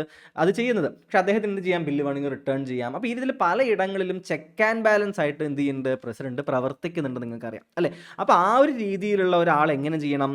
ഇലക്ട് ചെയ്യപ്പെടണം, അല്ലേ? ഇലക്ട് ചെയ്യുന്ന ആ ഒരു ഹെഡ് എന്തിൻ്റെ സൂചനയാണ്? അപ്പോൾ തീർച്ചയായിട്ടും രാഷ്ട്രീയ പരമാധികാരം, അല്ലെ, പൊളിറ്റിക്കൽ സോവറിനിറ്റി ജനങ്ങളുടെ കയ്യിലാണ് എന്നതിൻ്റെ ഒരു ശക്തമായിട്ടുള്ള ഒരു ഉദാഹരണമാണ്. അതുപോലെ തന്നെ എന്താണ്? ആബ്സെൻസ് ഓഫ് പ്രിവിലേജ്ഡ് ക്ലാസ്, അല്ലേ? ഏതെങ്കിലും ഒരു കുടുംബമാണ് അവിടെ നിന്ന് തൊട്ടടുത്ത ആൾ അടുത്ത എന്താ പറയുക ഹെഡ് ഓഫ് ദി സ്റ്റേറ്റ് ആവുക, അത് കഴിഞ്ഞിട്ട് തൊട്ടടുത്ത ആൾ ഹെഡ് ഓഫ് ദി സ്റ്റേറ്റ് ആവുക, ഇങ്ങനെ പോവുകയാണെങ്കിൽ അതിനർത്ഥം എന്താണ്? ഒരു പ്രിവിലേജ്ഡ് ക്ലാസ് ഉണ്ട് എന്ന് തന്നെയല്ലേ അതിനർത്ഥം? അപ്പോൾ പ്രിവിലേജ്ഡ് ക്ലാസ് ഇല്ല, അതിൻ്റെ ആബ്സെൻസ് ആണ് മറ്റൊന്ന് എന്ത് ചെയ്യുന്നത്? റിപ്പബ്ലിക് മുന്നോട്ട് വയ്ക്കുന്നത്. ഏതൊരാൾക്കും എന്ത് ചെയ്യാം? രാഷ്ട്രപതിയാവാം, അല്ലേ? ഏതൊരാൾക്കും എന്ത് ചെയ്യാം? രാഷ്ട്രപതിയാവാം, അല്ലേ? ആദ്യത്തെ ദളിത് രാഷ്ട്രപതി ആരായിരുന്നു? KR നാരായണനായിരുന്നു, അല്ലേ? ആദ്യമായിട്ട് എന്ത് ചെയ്യേണ്ടത്? ദളിത് വനിത എന്ത് ചെയ്യുകയാണ്? രാഷ്ട്രപതിയാവുകയാണ് ദ്രൗപദി മുർമുവിലൂടെ. അപ്പം എനി പേഴ്സൺ, അല്ലേ, ഏറ്റവും താഴെത്തട്ടിലായിക്കൊണ്ട് ഒരുപാട് കാലങ്ങൾ എന്ത് ചെയ്യുകയാണ്? കഷ്ടപ്പാട് അനുഭവിച്ചു വന്നിരുന്ന ഒരു ജനവിഭാഗത്തിൽ നിന്ന് ചെയ്യുകയാണ് ഈ രാജ്യത്തിൻ്റെ ഏറ്റവും പരമാധികാരത്തിൻ്റെ ഏറ്റവും ഉന്നതിയിലുള്ള സീറ്റിലേക്ക് എന്ത് ചെയ്യുകയാണ്? ഒരു വനിത വന്നെത്തുകയാണ്, അല്ലേ? അപ്പം അത് എന്തിനുദാഹരണമാണ്? ഒരു പ്രിവിലേജ്ഡ് ക്ലാസ്സിന് മാത്രമുള്ളതല്ല എന്ത് ഓഫീസുകൾ, ഏതൊരാൾക്കും ഓഫീസ് ഓപ്പൺ ആണ് എന്നതിൻ്റെ മറ്റൊരു അർത്ഥമാണത്. അതാണ് എന്ത്? അവസാനത്തെ അർത്ഥം. Public office is open to everyone. മനസ്സിലാവുന്നുണ്ടോ? Public office is open to everyone. മനസ്സിലാവുന്നുണ്ടോ? അപ്പോൾ റിപ്പബ്ലിക് എന്നതുകൊണ്ട് ഉദ്ദേശിക്കുന്നത് എന്തെല്ലാം, അർത്ഥമാക്കുന്നത് എന്തെല്ലാം എന്ന് വെച്ചിട്ട് ഈ 3 അർത്ഥങ്ങൾ ഉൾപ്പെടെയുള്ള ലൈനുകൾ തന്നാൽ ഈ 3ഉം എന്താണ്? ഈ റിപ്പബ്ലിക് എന്ന് പറയുന്ന വാക്കുകൊണ്ട് അർത്ഥമാക്കുന്നതാണ് എന്ന് കൂട്ടുകാരെന്ത് ചെയ്യണം? കൃത്യമായിട്ട് ഓർത്ത് വെക്കണം. ഓക്കെ ആണല്ലോ.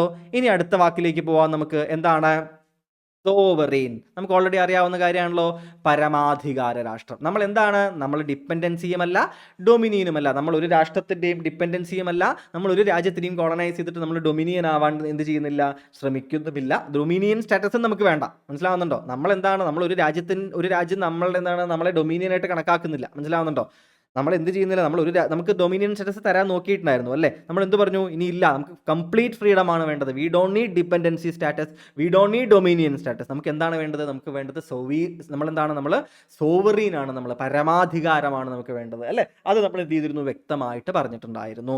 ഇനി ഈ സോവറൻ അല്ലെങ്കിൽ പരമാധികാര രാഷ്ട്രമായി നമ്മൾ മാറിയതിന് ശേഷം അതിനിടയിൽ ചില ചർച്ചകൾ വന്നു. എന്താണ്? 2 കാര്യങ്ങളാണ്. ഒന്ന് കോമൺവെൽത്തിൽ അംഗമാവുന്ന സമയത്ത്, മറ്റൊന്ന് യുണൈറ്റഡ് നേഷൻസ് ഓർഗനൈസേഷൻസിൽ അംഗമാകുന്ന സമയത്ത്. ഈ കോമൺവെൽത്തിൽ അംഗമാകുന്നതിനെതിരെ കുറേ ആളുകൾ ഭരണഘടനാ നിർമ്മാണ സമിതിയിൽ എതിർത്തിരുന്നു.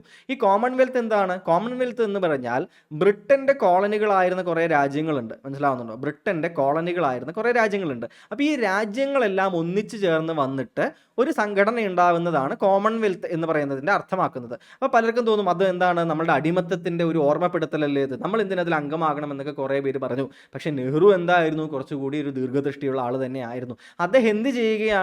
ഈ സ്ഥലങ്ങൾക്കെല്ലാം അല്ലെങ്കിൽ ഈ രാജ്യങ്ങൾക്കെല്ലാം എന്തുണ്ട്?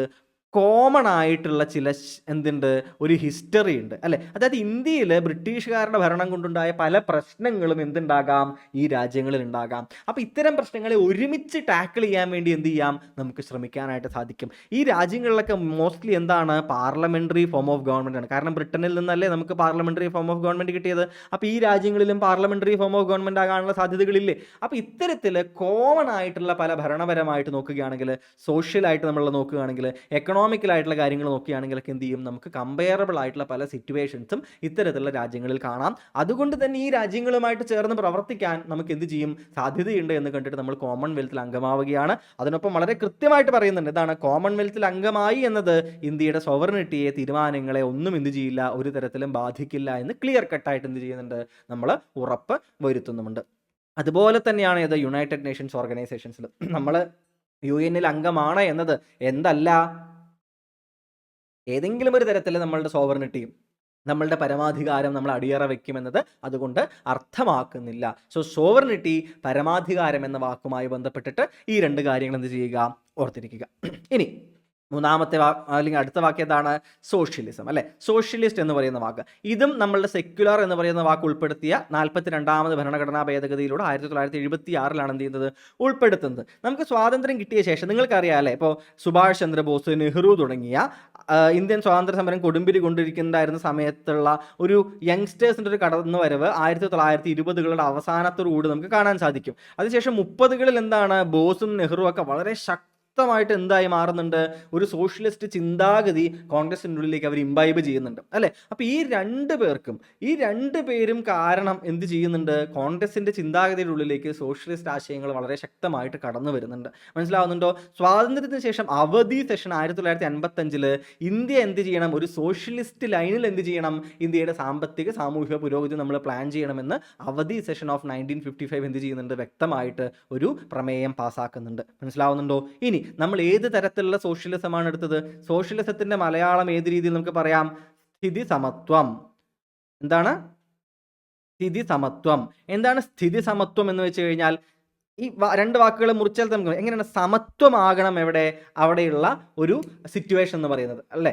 നിലനിൽക്കുന്ന സ്ഥിതി എങ്ങനെയായിരിക്കണം, ഒരു സമത്വപൂർണ്ണമായിട്ടുള്ളതായിരിക്കണം. മനസ്സിലാവുന്നുണ്ട്? ജനങ്ങൾ തമ്മിലൊരു വലിയ അന്തരം ഉണ്ടാകരുത്. അത് സാമൂഹികപരമായിട്ടാവട്ടെ, സാമ്പത്തികപരമായിട്ടാവട്ടെ, രാഷ്ട്രീയപരമായിട്ടാവട്ടെ, ഒരുപാട് അന്തരം ഉണ്ടാവരുത്. സമത്വമാണ് നമ്മൾ എന്ത് ചെയ്യേണ്ടത്, നമ്മൾ നേടിയെടുക്കാൻ ശ്രമിക്കേണ്ടത്. മനസ്സിലാവുന്നുണ്ടോ? എല്ലാ ആളുകൾക്കും ഏതാണ്ട് നല്ല രീതിയിലുള്ള എന്ത് വേണം, ഒരു ജീവിത സാഹചര്യം വേണം. ജാതീയമായിട്ടുള്ള വിഭജനങ്ങൾ പാടില്ല, സാമ്പത്തികമായിട്ടുള്ള അസമത്വങ്ങൾ പാടില്ല, രാഷ്ട്രീയപരമായിട്ട് ഒരുപാട് അധികാരമുള്ള ഒരു പ്രത്യേക കൂട്ടരും ഒട്ടും തന്നെ അധികാരങ്ങൾ ലഭിക്കാത്ത ഒരു കൂട്ടരും എന്ന രീതി, അധകൃത വർഗമായിട്ട് മറ്റൊരു കൂട്ടരും എന്ന രീതിയിൽ ഒരു സ്ഥിതിവിശേഷം ഉണ്ടാകാൻ പാടില്ല. ഒരു സ്ഥിതി സമത്വമാണ് നമ്മൾ എന്ത് ചെയ്യുന്നത്, വിഭാവനം ചെയ്യുന്നത് ഇതിലൂടെ, സോഷ്യലിസത്തിലൂടെ. മനസ്സിലാകുന്നുണ്ടോ? ഇനി നമ്മൾ സ്വീകരിച്ച സോഷ്യലിസം ഏത് തരത്തിലാണ്, വി കൺസിഡേർഡ് ഡെമോക്രാറ്റിക് സോഷ്യലിസം. മനസ്സിലാവണം? നമ്മൾ എന്തല്ല, കമ്മ്യൂണിസ്റ്റ് ടൈപ്പ് സോഷ്യലിസം അല്ല നമ്മൾ എന്ത് ചെയ്തത്, നമ്മൾ കൺസിഡർ ചെയ്തത്. മനസ്സിലാവുന്നുണ്ടോ?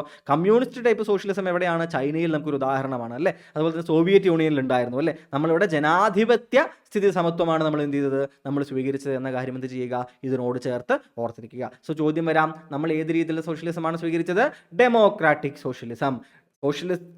സോഷ്യലിസത്തിന്റെ പാതയിൽ നമ്മൾ എന്താണ്, ഇന്ത്യയുടെ സാമ്പത്തിക സാമൂഹിക വ്യവസ്ഥ കെട്ടിപ്പടുക്കണമെന്ന് ഏത് സെഷനാണ് കൃത്യമായിട്ട്, കോൺഗ്രസ് സെഷനാണ് പറഞ്ഞത്, 1955 അവധി സെഷൻ. സോഷ്യലിസം എന്ന് പറയുന്ന വാക്ക് എപ്പോഴാണ് നമ്മൾ ഭരണഘടനയിൽ ഉൾപ്പെടുത്തിയത്, 42ാമത് കോൺസ്റ്റിറ്റ്യൂഷണൽ അമെൻമെന്റിലൂടെ 1976.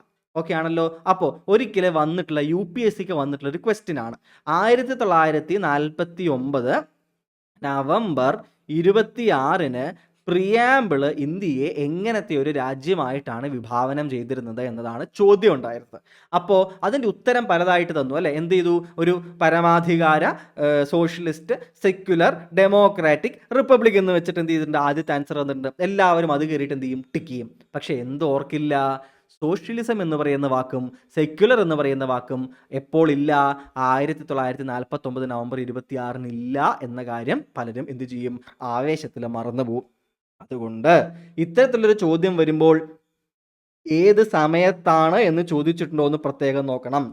ഇന്ത്യയെ നമ്മളുടെ പ്രിയാമ്പിൾ ഏത് രീതിയിൽ വിഭാവനം ചെയ്യുന്നു എന്ന് വളരെ സ്ട്രെയിറ്റ് ആയിട്ട് ക്ലിയർ ആയിട്ട് അത്രേ ചോദിച്ചിട്ടുള്ളൂ എന്നുണ്ടെങ്കിൽ ഈ 5 ടേമുകളും എഴുതിയേക്കുക.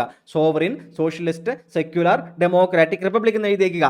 എന്നാൽ ഈ ഒരു തീയതി അവിടെ തന്നിട്ടുണ്ട് എന്നുണ്ടെങ്കിൽ നിങ്ങൾ ആലോചിക്കുക, ആ സമയത്ത് സോഷ്യലിസ്റ്റ് ആൻഡ് സെക്യുലർ എന്ന് പറയുന്ന 2 വാക്കുകൾ ഉൾപ്പെടുത്തിയിട്ടില്ല എന്ന് നിങ്ങൾ പ്രത്യേകം ആലോചിക്കാനായിട്ട് ശ്രമിക്കുക. ഓക്കെ ആണല്ലോ? എങ്ങനെ ക്വസ്റ്റ്യൻ വരുമെന്നും എങ്ങനെ അബദ്ധം കാണിക്കാൻ സാധ്യതയുണ്ട് എന്ന് നിങ്ങൾക്ക് മനസ്സിലായിട്ടുണ്ടാകുമെന്ന് വിശ്വസിക്കുകയാണ്. അടുത്ത ടേമിലേക്ക് പോവുകയാണ്. അടുത്ത ടേം എന്താണ്? ഡെമോക്രാറ്റിക് അഥവാ ജനാധിപത്യം. എന്താണ്? ജനാധിപത്യം. നിങ്ങൾക്കറിയാലേ, ഡെമോക്രാറ്റിക് ജനങ്ങളാൽ, അല്ലെ, for the people, by the people, അല്ലെ, അത് നിങ്ങൾ കേട്ടിട്ടുണ്ടാവും. അപ്പോൾ ജനങ്ങൾ തന്നെ ജനങ്ങളുടെ പ്രതിനിധികളെ തിരഞ്ഞെടുക്കുന്ന ഒരു രീതിയാണ് ജനാധിപത്യം എന്ന് പറയുന്നത്, അല്ലെ? അപ്പോൾ ജനങ്ങളുടെ ആധിപത്യമാണ്, അല്ലെ, ജനാധിപത്യം എന്ന് പറയുന്നത്. അല്ലാതെ എന്തല്ല, അതൊരു ഒരു കുടുംബത്തിന്റെ രാജവാഴ്ചയല്ല, അല്ലെ, ഒരു രാജവാഴ്ചയല്ല നടക്കുന്നത്. അല്ലെങ്കിൽ എന്താണ്, ഒരു സിംഗിൾ പാർട്ടി, എന്താണ്, ആ പാർട്ടി തന്നെ ആളുകളെ തിരഞ്ഞെടുക്കുന്ന ഒരു പാർട്ടി റൂൾ, കമ്മ്യൂണിസ്റ്റ് പാർട്ടിയുടെ ഒരു ചൈനയിലെ റൂൾ പോലത്തെ ഒരു പാർട്ടി റൂൾ അല്ല നടക്കുന്നത്. ജനങ്ങൾ തന്നെ ജനങ്ങളുടെ എന്ത് തിരഞ്ഞെടുക്കുകയാണ്? ജനങ്ങൾ തന്നെ ജനങ്ങളുടെ ഭരണം നടത്തേണ്ട ആളുകളെ ജനങ്ങൾ സ്വയം എന്ത് ചെയ്യുകയാണ്? നിശ്ചയിക്കുകയാണ് വോട്ട് ചെയ്തിട്ട്, അല്ലെ? അതാണ് ജനാധിപത്യം. ഇനി 2 തരത്തിലുള്ള ജനാധിപത്യങ്ങളുണ്ട്. ഒന്ന് ഇൻഡയറക്റ്റ് ഡെമോക്രസിയാണ്, മറ്റൊന്ന് ഡയറക്റ്റ് ഡെമോക്രസിയാണ്. ഇൻഡയറക്റ്റ് ഡെമോക്രസി എന്ന് വെച്ചാൽ എന്താണ്? പരോക്ഷ ജനാധിപത്യം. ഡയറക്റ്റ് ഡെമോക്രസി എന്ന് പറഞ്ഞാലോ പ്രത്യക്ഷ ജനാധിപത്യം. നമ്മളുടെ ഇവിടെ എങ്ങനെയാണ്? പ്രത്യക്ഷ ജനാധിപത്യമാണ് എവിടെയുള്ളത്? ക്ഷമിക്കണം, നമ്മളുടെ അവിടെ ഇൻഡയറക്റ്റ് ഡെമോക്രസിയാണുള്ളത്. ഡയറക്റ്റ് ഡെമോക്രസിക്ക് ചില ഉദാഹരണങ്ങളുണ്ട്. ഡയറക്റ്റ് ഡെമോക്രസിക്ക് ഈ ആരോ ഇതിൽ മാറിപ്പോയിട്ടുണ്ട്. ഡയറക്റ്റ് ഡെമോക്രസിക്ക് എന്തുണ്ട്? ചില ഉദാഹരണങ്ങളുണ്ട്. ഡയറക്റ്റ് ഡെമോക്രസി അഥവാ പ്രത്യക്ഷ ജനാധിപത്യത്തിന് എന്തുണ്ട്? ചില ഉദാഹരണങ്ങളുണ്ട്. എന്തെല്ലാമാണെന്ന് നിങ്ങൾക്കറിയാമോ? ആ ഉദാഹരണങ്ങൾ റെഫറൻഡം, ഇനീഷ്യേറ്റീവ്, റീകോൾ, പ്ലെബിസൈറ്റ് എന്നിവയാണ്. എന്തൊക്കെയാണ്? പ്രത്യക്ഷ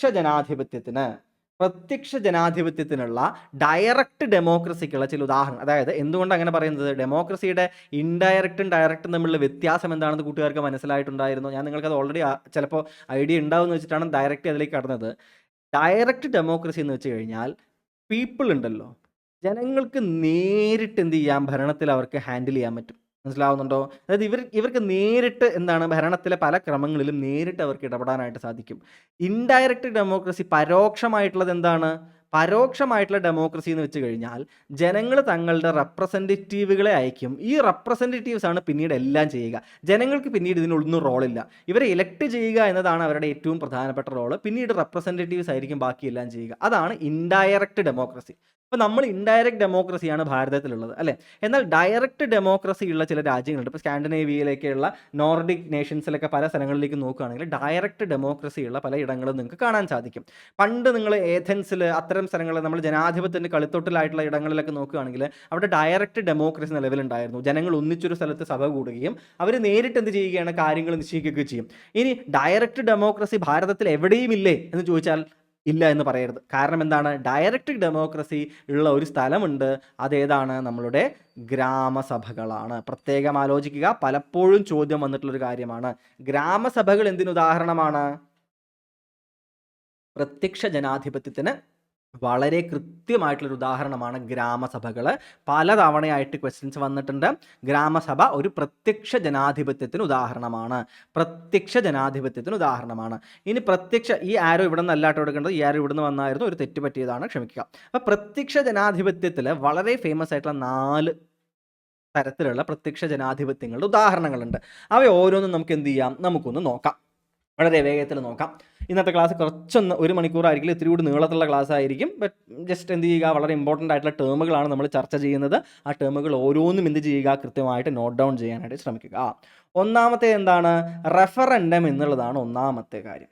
എന്താണ് റെഫറൻഡം എന്നറിയോ? അതിൽ റെഫർ എന്ന് പറയുന്ന വാക്ക് നിങ്ങൾ ശ്രദ്ധിക്കുക. എന്താണ് ശ്രദ്ധിക്കേണ്ടത് ഇവിടെ?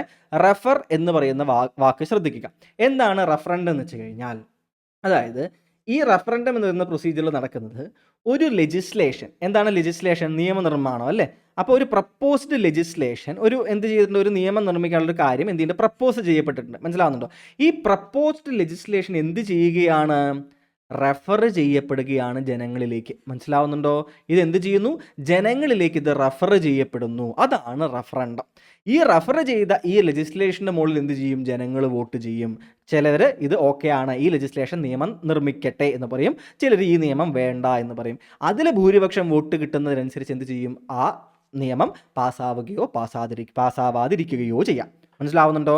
അപ്പോൾ ഒരു പ്രപ്പോസ്ഡ് ലെജിസ്ലേഷൻ എന്ത് ചെയ്യപ്പെടുന്നു? റെഫർ ചെയ്യപ്പെടുന്നു. റഫറൻഡത്തിൽ റെഫർ ചെയ്യപ്പെടുന്നു. ആർക്ക്? ടു ദ പീപ്പിൾ, ജനങ്ങളിലേക്ക് റെഫർ ചെയ്യപ്പെടുന്നു. അതെന്ത് ചെയ്യുന്നു? പാസ്സാക്കാം അല്ലെങ്കിൽ പാസ്സാക്കാതിരിക്കാം. മനസ്സിലാവുന്നുണ്ടോ? അപ്പോൾ ജനങ്ങൾ എന്ത് ചെയ്യുകയാണ്? ഈ പ്രപ്പോസ്ഡ് ലെജിസ്ലേഷൻ വേണമോ വേണ്ടയോ എന്ന് അവരെന്ത് ചെയ്യും? They will decide. മനസ്സിലാവുന്നുണ്ടോ? ഇതിന് ഉദാഹരണം ഏതാണ്? നിങ്ങൾക്ക് ബ്രെക്സിറ്റ് ഓർമ്മയുണ്ടോ? ബ്രെക്സിറ്റ് നടന്നു അല്ലേ? അതെന്തായിരുന്നു? അതൊരു ലെജിസ്ലേഷൻ ആയിരുന്നു, ഒരു നിയമം പാസ്സാക്കി. എന്താണ്? ബ്രിട്ടൻ വിടണമോ വിടണ്ടേ എന്ന രീതിയിലൊരു ചോദ്യമുള്ള ഒരു റഫറൻഡം എന്ത് ചെയ്തു? കൊണ്ടുവരിക. ആ ലെജിസ്ലേഷൻ ജനങ്ങളിലേക്ക് എന്ത് ചെയ്യുകയാണ്? റെഫർ ചെയ്യപ്പെടുകയാണ്. ജനങ്ങൾ വോട്ട് ചെയ്യുന്നു. എന്നിട്ട് വളരെ കുറഞ്ഞ അല്ലെ ഒരു 2% മറ്റോ മാത്രമുള്ള ഒരു ഭൂരിപക്ഷത്തിൽ എന്ത് ചെയ്യുകയാണ്? അവർ ബ്രെക്സിറ്റിന് അനുകൂലമായി വോട്ട് കിട്ടുകയും ബ്രെക്സിറ്റ് സംഭവിക്കുകയും ചെയ്യുകയാണ് അല്ലേ? So the legislation is referred to the people. അതുകൊണ്ട് റഫറൻഡം എന്ന് വിളിക്കുന്നു. ഇനി അത് കഴിഞ്ഞു. രണ്ടാമത്തേത് ഇനീഷ്യേറ്റീവ്. ഇനീഷ്യേറ്റീവ് എന്താ അറിയാം? നമ്മൾ എന്താണ് ഒരു ഇനീഷ്യേറ്റീവ് എടുക്കുക നമ്മൾ പറയില്ലേ? എന്തിനാണ് ഇനീഷ്യേറ്റീവ് എടുക്കുക? എന്താണ് നമ്മൾ കൂട്ടുകാരോട് പറയില്ല, എടാ നീ ഇങ്ങനെ വെറുതെ ഇരുന്നാൽ ശരിയാവില്ല, ഈ പ്രോഗ്രാം നന്നാവണം, നീ ഒരു ഇനീഷ്യേറ്റീവ് എടുക്കണം എന്ന് നമ്മൾ പറയില്ലേ? ഒരു വലിയൊരു പ്രോഗ്രാമാണ്. ഇപ്പോൾ ഒരാളുടെ ഇപ്പോൾ കുടുംബത്തിലാണെന്ന് വിചാരിക്കുക, കുടുംബത്തിലൊരു ഒരാളുടെ പിറന്നാൾ അല്ലെങ്കിൽ ഒരാളുടെ വിവാഹ വാർഷികം വരുന്നുണ്ട്. അപ്പോൾ പറയുകയാണ്, നീ ഇങ്ങനെ എന്താ പറയുക ചടഞ്ഞു കൂടി ഇരിക്കരുത്, എന്ത് ചെയ്യണം, നീ ഒരു ഇനീഷ്യേറ്റീവ് എടുക്കുക, നമുക്ക് ആ വിവാഹ വാർഷികം നമുക്ക് ആഘോഷമാക്കാം അല്ലേ? അപ്പോൾ ഈ രീതിയിൽ എന്ത് ചെയ്യും? ഇനീഷ്യേറ്റീവ് എടുക്കണം എന്ന് നമ്മൾ പറയും അല്ലേ? ഇത് തന്നെയാണ് ഇനീഷ്യേറ്റീവ് എന്ന് പറയുന്ന ഡയറക്റ്റ് ഡെമോക്രസി നടത്തുന്ന പ്രോഗ്രാമിൻ്റെ അർത്ഥം. ഇനീഷ്യേറ്റീവ് എന്ന് വെച്ചാൽ അവിടെ ആരാണ് ഇനീഷ്യേറ്റീവ് എടുക്കുന്നത്? ജനങ്ങൾ തന്നെ ഇനീഷ്യേറ്റീവ് എടുത്തിട്ട്, പീപ്പിൾ തന്നെ ഇനീഷ്യേറ്റീവ് എടുത്തിട്ട് എന്ത് സംഭവിക്കുകയാണെന്ന് നിങ്ങൾക്കറിയാമോ? The people can propose A bill. എന്താണ്? ജനങ്ങൾക്ക് എന്ത് ചെയ്യാൻ പറ്റും? They can propose A bill. മനസ്സിലാവുന്നുണ്ടോ? ജനങ്ങൾ എന്ത് ചെയ്യുകയാണ്? ഒരു ബില്ല് പ്രപ്പോസ് ചെയ്യുകയാണ്. ഈ ബില്ല് എന്ത് ചെയ്യുകയാണ്? ഈ പ്രപ്പോസ്ഡ് ബില്ല് എന്ത് ചെയ്യുകയാണ്? പിന്നീട് സഭയിലേക്ക് അവരെന്ത് ചെയ്യുകയാണ്? ലെജിസ്ലേച്ചറിലേക്ക് എനാക്ട്മെൻറ്റിന് വേണ്ടിയിട്ട് പോവുകയാണ്. മനസ്സിലാവുന്നുണ്ടോ? സോ ലെജിസ്ലേച്ചറിനോട് ജനങ്ങൾ തന്നെ എന്ത് ചെയ്യുന്നു? ഒരു ബില്ല് പ്രപ്പോസ് ചെയ്യുന്നു. ജനങ്ങളുടെ ഇനീഷ്യേറ്റീവിൽ നിന്നാണ് എന്ത് ചെയ്യുന്നത്? ജനങ്ങൾ തന്നെ എന്ത് ചെയ്യുന്നു? ഇനീഷ്യേറ്റ് ചെയ്യുന്നു ഒരു നിയമം ഉണ്ടാക്കാൻ വേണ്ടിയിട്ട്. അതാണ് എന്ത്? അതിന് എന്ത് ചെയ്യണം? ഇത്ര സർട്ടൺ പെർസെൻറ്റേജ് ഓഫ് വോട്ടേഴ്സ് എന്ത് ചെയ്യണം? അതിൻ്റെ ഇനീഷ്യേറ്റ് ചെയ്യണം. എന്നാൽ മാത്രമേ അതെടുക്കുള്ളൂ. അല്ലാതെ 10 പേര് പോയിട്ട് ഇത് നിയമമാക്കണം പറയാൻ എന്ത് ചെയ്യില്ല, നടക്കില്ല. അതിന് ഇത്ര പെർസെൻറ്റേജ് എന്ത് ചെയ്യും? അവിടെ ഒരു നിയമം ഉണ്ടാകും. അപ്പോൾ ഇനീഷ്യേറ്റീവിൻ്റെ അർത്ഥം മനസ്സിലായില്ലേ? അതിനുശേഷം ഏതാണ്?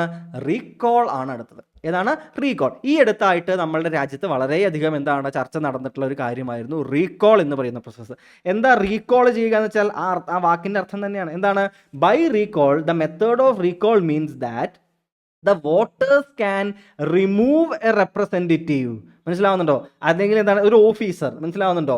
അതായത് അദ്ദേഹത്തിൻ്റെ ഒരു പദവിയിൽ അദ്ദേഹം തൻ്റെ മുഴുവൻ കാലാവധി പൂർത്തിയാക്കുന്നതിന് മുൻപ് മുഴുവൻ എന്താ പറയുന്നത് ടേം എത്തുന്നതിന് മുൻപ് തന്നെ എന്ത് ചെയ്യാം? ആ ഓഫീസറെ അല്ലെങ്കിൽ ആ റെപ്രസെൻറ്റേറ്റീവിനെ എന്ത് ചെയ്യാം? അവർക്ക് തിരിച്ച് വിളിക്കാം. മനസ്സിലാവുന്നുണ്ടോ? ആളുടെ പെർഫോമൻസ് അത്ര പോരാ എന്ന് തോന്നിയാൽ എന്ത് ചെയ്യാം?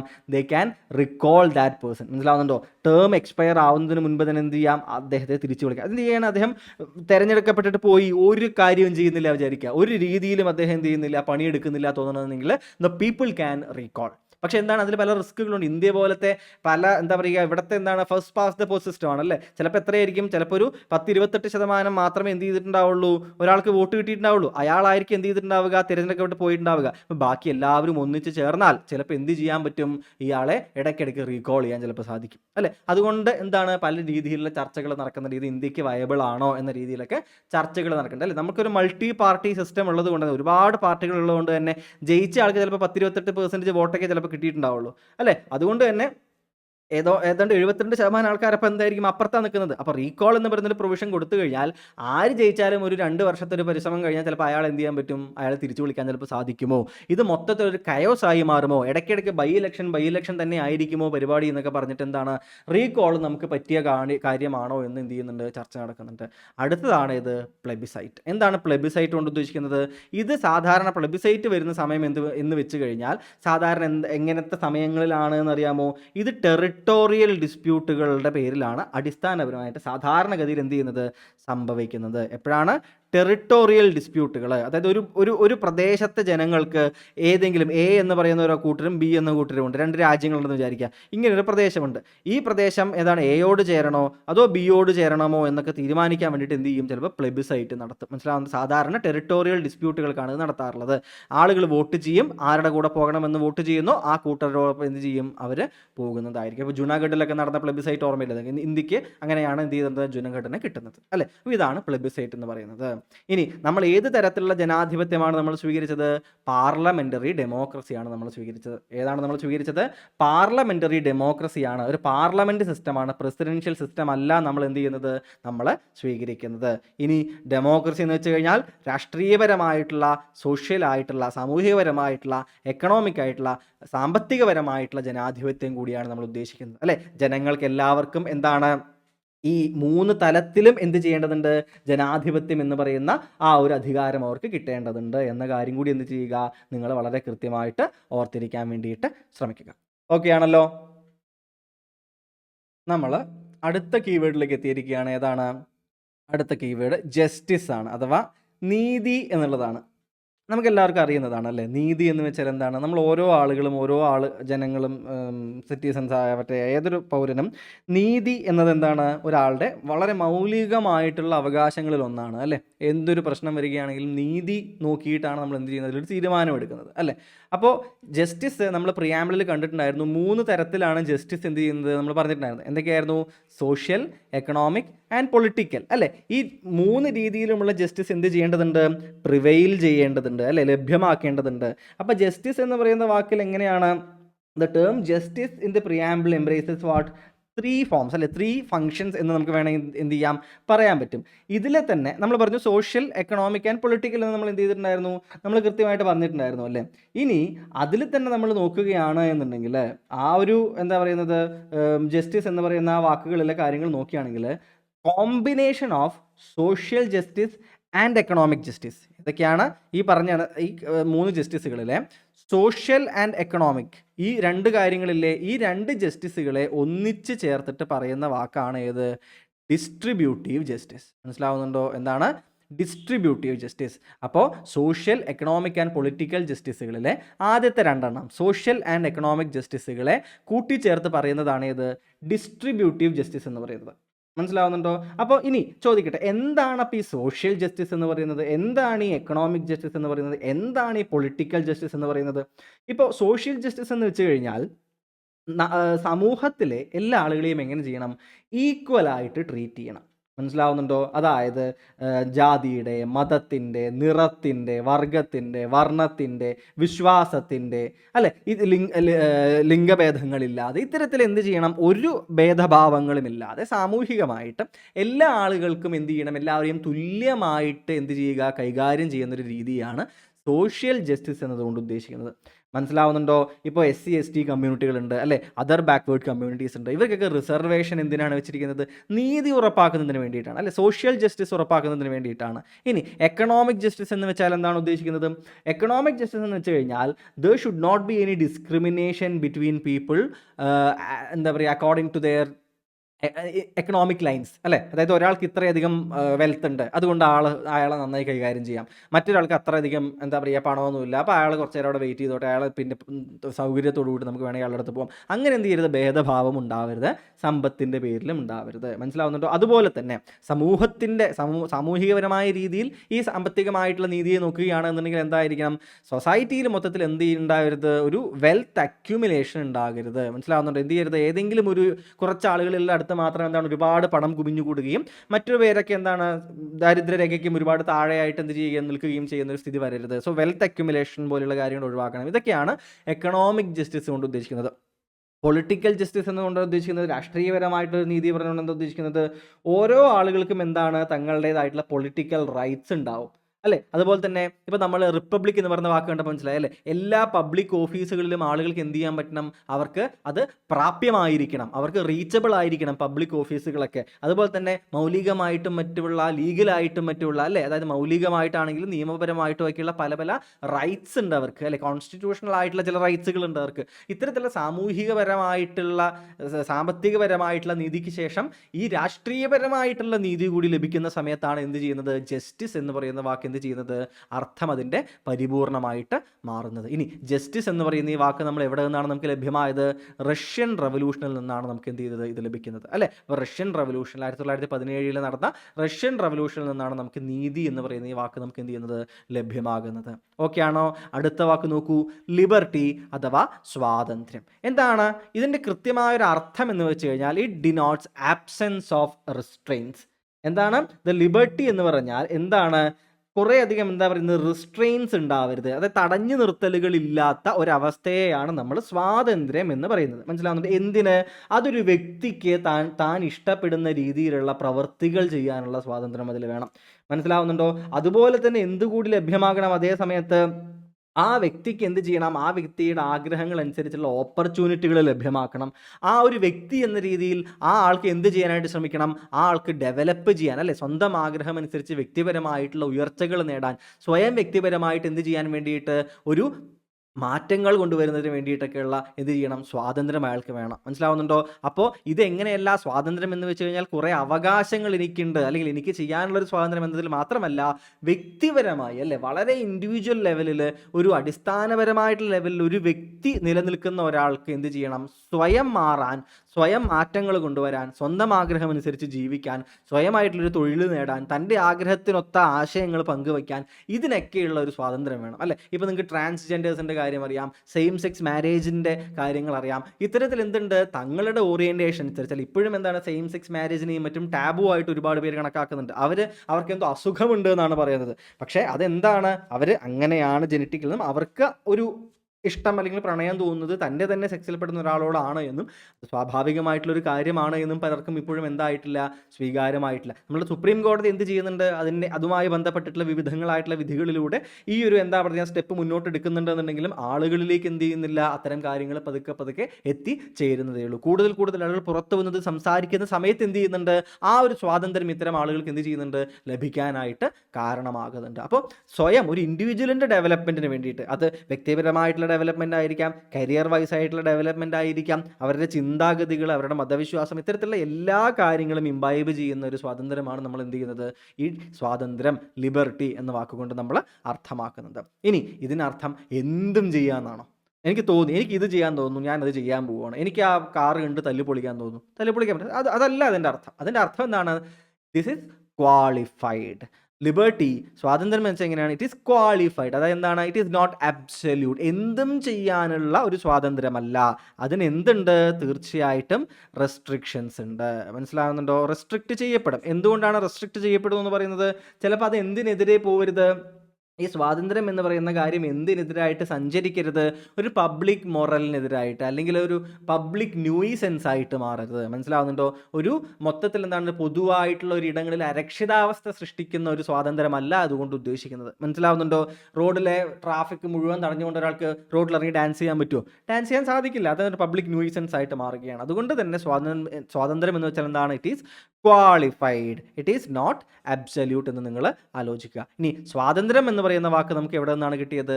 ഫ്രഞ്ച് റവല്യൂഷനിൽ നിന്നാണ് കിട്ടിയത്. ലിബർട്ടി എന്ന് പറയുന്ന വാക്ക് ജസ്റ്റിസ് റഷ്യൻ റവല്യൂഷനിൽ നിന്ന് കിട്ടിയതുപോലെ തന്നെ ലിബർട്ടി എന്ന് പറയുന്നത് എവിടെ നിന്നാണ്? ഫ്രഞ്ച് റവല്യൂഷനിൽ നിന്നാണ് നമുക്ക് ലഭ്യമായത്. ഓക്കെ ആണല്ലോ? ഇനി അടുത്ത വാക്ക് നോക്കൂ, ഈക്വാലിറ്റി അഥവാ സമത്വം. ഇത് നമുക്ക് എവിടെ നിന്ന് തന്നെയാണ് കിട്ടുന്നത്? ലിബർട്ടി, ഈക്വാലിറ്റി ഒക്കെ നമുക്ക് കിട്ടുന്ന എവിടെ തന്നെ? ഫ്രട്ടേണിറ്റി എവിടെ നിന്നാണ് കിട്ടുന്നത്? ഇതെല്ലാം നമുക്ക് കിട്ടുന്നത് ഫ്രഞ്ച് റവല്യൂഷനിൽ നിന്നായിരുന്നു അല്ലേ? ഫ്രഞ്ച് റവല്യൂഷനിൽ നിന്ന് തന്നെയാണ് നമുക്ക് കിട്ടുന്നത്. എന്തിൻ്റെ ഈക്വാലിറ്റിയാണ് പറയുന്നത്? സ്റ്റാറ്റസിൻ്റെയും ഓപ്പർച്യൂണിറ്റിയുടെയും അല്ലേ? എന്തിനൊക്കെയുള്ള സ്വാതന്ത്ര്യമാണ് നമ്മളിവിടെ പറയുന്നത്, ആവശ്യപ്പെടുന്നത്? നമുക്ക് ഒരു പദവി നോക്കുകയാണ് എന്നുണ്ടെങ്കിൽ പദവിയുടെ പേരിൽ അല്ലെങ്കിൽ ഓപ്പർച്യൂണിറ്റിയുടെ പേരിൽ അല്ലെ, ഇതിലൊക്കെ എന്ത് വേണം? സമത്വം വേണം, ഈക്വാലിറ്റി വേണം. ഏതൊരാൾക്കും എന്ത് ചെയ്യാൻ കഴിയണം? സ്റ്റാറ്റസിൻ്റെ പേരിലാണെങ്കിലും ഓപ്പർച്യൂണിറ്റിയുടെ പേരിലാണെങ്കിലും അവർക്ക് എന്ത് ചെയ്യരുത്? അവരുടെ ഇടയിൽ ഈക്വാലിറ്റി ഇല്ലാതെ വരരുത്. അതിനർത്ഥം എന്താണ് അതുകൊണ്ട് അർത്ഥമാക്കുന്നത്? രണ്ട് തലത്തിലെടുക്കുക നമുക്ക് അല്ലെ. ഒന്നെന്താണ്? ഒരാൾക്ക് വലിയ പദവിയാണെന്ന് ഒരാൾക്ക് ചെറിയ പദവിയാണെന്ന് വെച്ചിട്ട് അവർക്കിടയിൽ അന്തരം ഉണ്ടാവുന്ന രീതിയിൽ അവരെ എന്ത് ചെയ്യരുത്? ട്രീറ്റ് ചെയ്യരുത്. അതുപോലത്തെ എന്താണ്? ആളുകൾക്ക് എന്ത് ചെയ്യണം? എല്ലാ ഓപ്പർച്യൂണിറ്റികൾക്കും ഈക്വൽ ചാൻസുകൾ കൊടുക്കണം. ആളുകൾക്ക് എന്ത് ചെയ്യണം? ഈക്വൽ ആയിട്ടുള്ള ചാൻസുകൾ കൊടുക്കണം അല്ലേ. ഇപ്പോൾ ഒരാൾക്ക് ഒരു പദവിയിലെത്താൻ വളരെ എളുപ്പവുമാണ്, മറ്റൊരാൾക്ക് അവിടെ എത്താൻ വളരെയധികം കഷ്ടവുമായിട്ടുള്ള സ്ഥിതിയാണെങ്കിൽ അതൊരു ഈക്വൽ ആയിട്ടുള്ള മത്സരമാണോ? ഈക്വൽ ആയിട്ടുള്ള മത്സരമല്ല അല്ലേ. ഇപ്പോൾ ഒരു ഓട്ട മത്സരം തുടങ്ങുകയാണ്, ഇവിടെ നിന്ന് ഇവിടം വരെ ഓടണമെന്ന് വിചാരിക്കുക. ഒരാളോട് ഇവിടെ നിന്ന് ഓടി തുടങ്ങിക്കോളാൻ പറയുകയാണ്, മറ്റൊരാളോട് ഇവിടെ നിന്ന് ഓടി തുടങ്ങിക്കോളാൻ പറയുകയാണ്. ഫിനിഷ് ലൈൻ ഇവിടെയാണെന്ന് വിചാരിക്കും. ഇത് ഒരു ഈക്വൽ ആയിട്ടുള്ള ഓപ്പർച്യൂണിറ്റി ആണോ? ഈക്വൽ ആയിട്ടുള്ള ഓപ്പർച്യൂണിറ്റി അല്ല അത് അല്ലേ. അതുകൊണ്ട് ഈക്വൽ ആയിട്ടുള്ള ഓപ്പർച്യൂണിറ്റി എന്ത് ചെയ്യുന്നുണ്ട്? എല്ലാ ആളുകൾക്കും കൊടുക്കേണ്ടതുണ്ട്. അതുപോലെ തന്നെ ഈക്വാലിറ്റി എന്ന് പറയുന്ന സമത്വം എന്ന വാക്കിന്റെ മറ്റൊരർത്ഥം എന്താണ്? Absence of privileges. ഒരു പ്രിവിലേജ്ഡ് ക്ലാസ് ഉണ്ടാവരുത്. മനസ്സിലാവുന്നുണ്ടോ? ഒരു പ്രിവിലേജ്ഡ് ക്ലാസ് ഉണ്ടാവരുത്. ചില ആളുകൾക്ക് എന്താണ്? വളരെയധികം എന്താ പറയുക, സഹായങ്ങൾ ലഭ്യമാകുന്ന ഓപ്പർച്യൂണിറ്റിയുടെ പേരിലാണെങ്കിലും സ്റ്റാറ്റസിൻ്റെ പേരിലാണെങ്കിലും ആ ഒരു പദവിയിലെത്തുന്നതിനൊക്കെ കുറച്ചധികമായിട്ട് ഒരാൾക്ക് എന്താണ് സഹായങ്ങൾ ലഭിക്കുന്നുണ്ടെന്ന് വിചാരിക്കൂ. മറ്റു കുറേ കൂട്ടർക്ക് എന്താണ് ഈ വിധത്തിലുള്ള ഒരു സഹായങ്ങളും കിട്ടുന്നില്ല എന്ന് വിചാരിക്കൂ. അത്തരമൊരു സമയം അതെന്താണ്? അതൊരു ഡിസ്ക്രിമിനേഷൻ പോലെയാണ് അല്ലേ. അപ്പോൾ ഓപ്പർച്യൂണിറ്റികൾക്കാണെങ്കിലും പ്രിവിലേജുകൾക്കാണെങ്കിലും എന്താണ്? There should not be any privilege class, special പ്രിവിലേജുകൾ പാടില്ല, ഡിസ്ക്രിമിനേഷൻസ് എന്ത് ചെയ്യരുത്? പാടില്ല. മനസ്സിലാവുന്നുണ്ടോ? അതുകൊണ്ടാണ് ഇൻഡിസ്ക്രിമിനേറ്റീവ് ഓപ്പർച്യൂണിറ്റീസ് ലഭിക്കണം. മനസ്സിലാവും? There should not be any discrimination. ഒരു കൂട്ടരെ എന്ത് ചെയ്യരുത്? ഒരു കൂട്ടർക്കെതിരായിട്ട് ഡിസ്ക്രിമിനേറ്റ് ചെയ്യരുത്. ഒരു കൂട്ടരെ എന്ത് ചെയ്യരുത്? മാറ്റി നിർത്തരുത്. ഒരു കൂട്ടരെ എന്ത് ചെയ്യരുത്? ഇവർക്ക് കൊടുക്കുന്ന വിധത്തിലുള്ള സൗകര്യങ്ങൾ കൊടുക്കാതെ അവർക്ക് കുറഞ്ഞ സൗകര്യങ്ങൾ മാത്രം കൊടുത്തിട്ട് എന്ത് ചെയ്യരുത്? ഓപ്പർച്യൂണിറ്റികളും സ്റ്റാറ്റസുകളും അവർക്ക് നിഷേധിക്കപ്പെടരുത്. അപ്പോൾ ഈക്വാലിറ്റി എന്ന് പറയുന്ന ഈ ഒരു കാര്യം നമ്മൾ എന്ത് ചെയ്തിട്ടുണ്ട്? നമ്മളുടെ ഫണ്ടമെൻ്റൽ റൈറ്റ്സിൻ്റെ ഒരു ഭാഗമായി ശക്തമായി ഉൾപ്പെടുത്തിയിട്ടുണ്ട്. അപ്പോൾ ഈക്വാലിറ്റി ഉൾപ്പെടുത്തുന്നതിന് വേണ്ടിയിട്ടുള്ള റൈറ്റ് ടു ഈക്വാലിറ്റി എന്ന് പറഞ്ഞിട്ട് ആർട്ടിക്കിൾ 14 മുതൽ ആർട്ടിക്കിൾ 18 വരെയുള്ള ആർട്ടിക്കിളുകളിൽ നമുക്ക് എന്ത് ചെയ്യാം? ഫണ്ടമെൻ്റൽ റൈറ്റ്സ് ആയിട്ട് നമുക്ക് കാണാൻ സാധിക്കും. മൗലിക അവകാശങ്ങൾ പഠിക്കുമ്പോൾ നമ്മൾ ഇവയെക്കുറിച്ച് വ്യക്തമായിട്ട് പഠിക്കുന്നതായിരിക്കും അല്ലേ. അപ്പോൾ ആർട്ടിക്കിൾ 14, 15, 16 എടുക്കുന്ന സമയം നിങ്ങൾക്ക് കാണാൻ സാധിക്കും എന്താണ്? ഒരു നിയമത്തിൻ്റെ മുന്നിൽ എല്ലാവരും ഈക്വൽ ആയിരിക്കണം. സ്റ്റേറ്റ് എന്ത് ചെയ്യണം? എല്ലാവരെയും ഡിസ്ക്രിമിനേഷനിൽ ഈക്വലായിട്ട് കൈകാര്യം ചെയ്യണമെന്ന് 15ാമത്തെ ആർട്ടിക്കിൾ പറയുന്നുണ്ട്. ഈക്വൽ ഓപ്പർച്യൂണിറ്റി എന്താണ്? തൊഴിലിൽ ലഭിക്കണമെന്ന് 16 പറയുന്നുണ്ട്. അതുപോലെ തന്നെ 17 എന്താണ്? അൺടച്ചബിലിറ്റി നിരോധിക്കുന്നുണ്ട്. അബോളിഷൻ ഓഫ് ടൈറ്റിൽസ് എന്ന് വെച്ചിട്ട് ആർട്ടിക്കിൾ 18 നമുക്ക് എന്ത് ചെയ്യുന്നുണ്ട്? ഒരു കൂട്ടർക്ക് ഒരു ടൈറ്റിലുമായിട്ട് തലയിൽ വെച്ചിട്ട് മറ്റുള്ളവരിൽ നിന്ന് ഈക്വൽ അല്ല എന്ന് പറഞ്ഞിട്ട് വലിയ ആളാണെന്ന രീതിയിൽ ഇരിക്കാൻ പാടില്ല എന്ന് പറയുന്ന ഡിസ്ക്രിമിനേഷൻ ഓഫ് ടൈറ്റിൽസ് നമ്മൾ കാണുന്നുണ്ട്. അപ്പോൾ ഈ രീതിയിൽ റൈറ്റ് ടു ഈക്വാലിറ്റി ഒരു ഫണ്ടമെൻ്റൽ റൈറ്റ് ആയിട്ട് ആർട്ടിക്കിൾ 14 മുതൽ 18 വരെ നമുക്ക് വ്യക്തമായിട്ട് കാണാനായിട്ട് സാധിക്കുന്നു. ഇനി പൊളിറ്റിക്കൽ ഈക്വാലിറ്റി ഉറപ്പുവരുത്തുന്നതിന് വേണ്ടിയിട്ട് ആർട്ടിക്കിൾ 365, 326 അതുപോലെ തന്നെ DPSPസിൽ ആർട്ടിക്കിൾ 39 എന്നിവ നിലനിൽക്കുന്നുണ്ട്. എന്തൊക്കെയാണ്? ആർട്ടിക്കിൾ 325 എന്ത് ചെയ്യുന്നു? ഇലക്ടറൽ റോൾസിൽ നമ്മുടെ നിലവിലെ നിയമം അനുസരിച്ച് 18 വയസ്സായിട്ടുള്ള ഏതൊരാളും മറ്റ് ക്രിമിനൽ കേസുകളോ മറ്റ് പ്രശ്നങ്ങളോ അതിനനുസരിച്ച് ഇലക്ഷൻ ഫ്രോഡുകളോ മറ്റൊന്നും ഇല്ല എന്നുണ്ടെങ്കിൽ അത്തരത്തിൽ എന്താണോ പാർലമെൻറ്റും അല്ലെങ്കിൽ കോൺസ്റ്റിറ്റ്യൂഷനും പറയുന്നത് ആ നിയമങ്ങൾ അനുസരിച്ചിട്ടുള്ള എല്ലാ വിധത്തിലുള്ള ക്വാളിഫിക്കേഷൻസും ഉണ്ട് എന്നുണ്ടെങ്കിൽ ഒരാളെയും ഇലക്ടറൽ റോളിൽ 18 വയസ്സിന് ശേഷം എന്ത് ചെയ്യരുത്? ആഡ് ചെയ്യാതിരിക്കരുത് എന്ന് വ്യക്തമായി പറയുന്നു. അതെന്താണ്? അതെല്ലാവർക്കും ലഭ്യമായ ഒരു ഈക്വാലിറ്റി അല്ലേ. എനിക്കും എൻ്റെ വോട്ടിനായാലും അതിപ്പോൾ പ്രധാനമന്ത്രി വോട്ട് ചെയ്യുകയാണെങ്കിലും പ്രസിഡന്റ് വോട്ട് ചെയ്യുകയാണെങ്കിലും ഒരു സാധാരണ പൗരൻ വോട്ട് ചെയ്യുകയാണെന്നുണ്ടെങ്കിലും ആ വോട്ടിന് ഒരേ വാല്യൂ ആണ് അല്ലേ. അതുകൊണ്ട് എന്താണ്? അതൊരു പൊളിറ്റിക്കലായിട്ടുള്ള ഒരു എന്തിൻ്റെയാണ്? ഈക്വാലിറ്റിയുടെ ഉദാഹരണമാണ്. അതുപോലെ തന്നെ അഡൾട്ട് സഫറേജ് ആണ് അല്ലേ. പണ്ട് നിങ്ങൾക്കറിയാം 1935 ഗവൺമെൻറ് ഓഫ് ഇന്ത്യ ആക്ട് പാസ്സായപ്പോൾ പോലും ഏതാണ്ട് 10% ആളുകൾക്ക് മാത്രമേ എന്തുണ്ടായിരുന്നുള്ളൂ? ജനങ്ങളിൽ വോട്ടവകാശം ഉണ്ടായിരുന്നുള്ളൂ അല്ലേ. നമുക്കിപ്പോൾ പക്ഷേ എങ്ങനെയാണ്? യൂണിവേഴ്സൽ അഡൾട്ട് സഫറേജ് ആണ് അല്ലേ. പ്രായപൂർത്തി വോട്ടവകാശമാണ്. 18 വയസ്സ് കഴിഞ്ഞു എന്നുണ്ടെങ്കിൽ ഏതൊരാൾക്കും എന്ത് ചെയ്യാനായിട്ട് സാധിക്കും? വോട്ടവകാശമുണ്ട്. അപ്പോൾ ആർട്ടിക്കിൾ 326 എന്ത് ചെയ്യുന്നു? ആ ഒരു ഈക്വാലിറ്റി എന്ത് ചെയ്യുന്നു? ഉറപ്പുവരുത്തുന്നു. ഇനി നമ്മളുടെ DPSPസിൽ directive principles of state policy എന്ന് പറയുന്ന ഭാഗത്ത് ആർട്ടിക്കിൾ 39 എന്ത് പറയുന്നുണ്ട്? Equality of men and women ഉറപ്പുവരുത്തണം എന്ന് പറയുന്നുണ്ട്. ആർട്ടിക്കിൾ 39 എന്ത് പറയുന്നുണ്ട്? സ്ത്രീകളുടെയും പുരുഷന്മാരുടെയും ഇടയിൽ എന്ത് ചെയ്യണം? തുല്യത വേണം, സമത്വം വേണം എന്നെന്ത് ചെയ്യുകയാണ്? പറയുന്ന ആർട്ടിക്കിളാണ് DPSPസിലെ ആർട്ടിക്കിൾ 39. അതെന്തിൻ്റെ ഉദാഹരണമാണ്?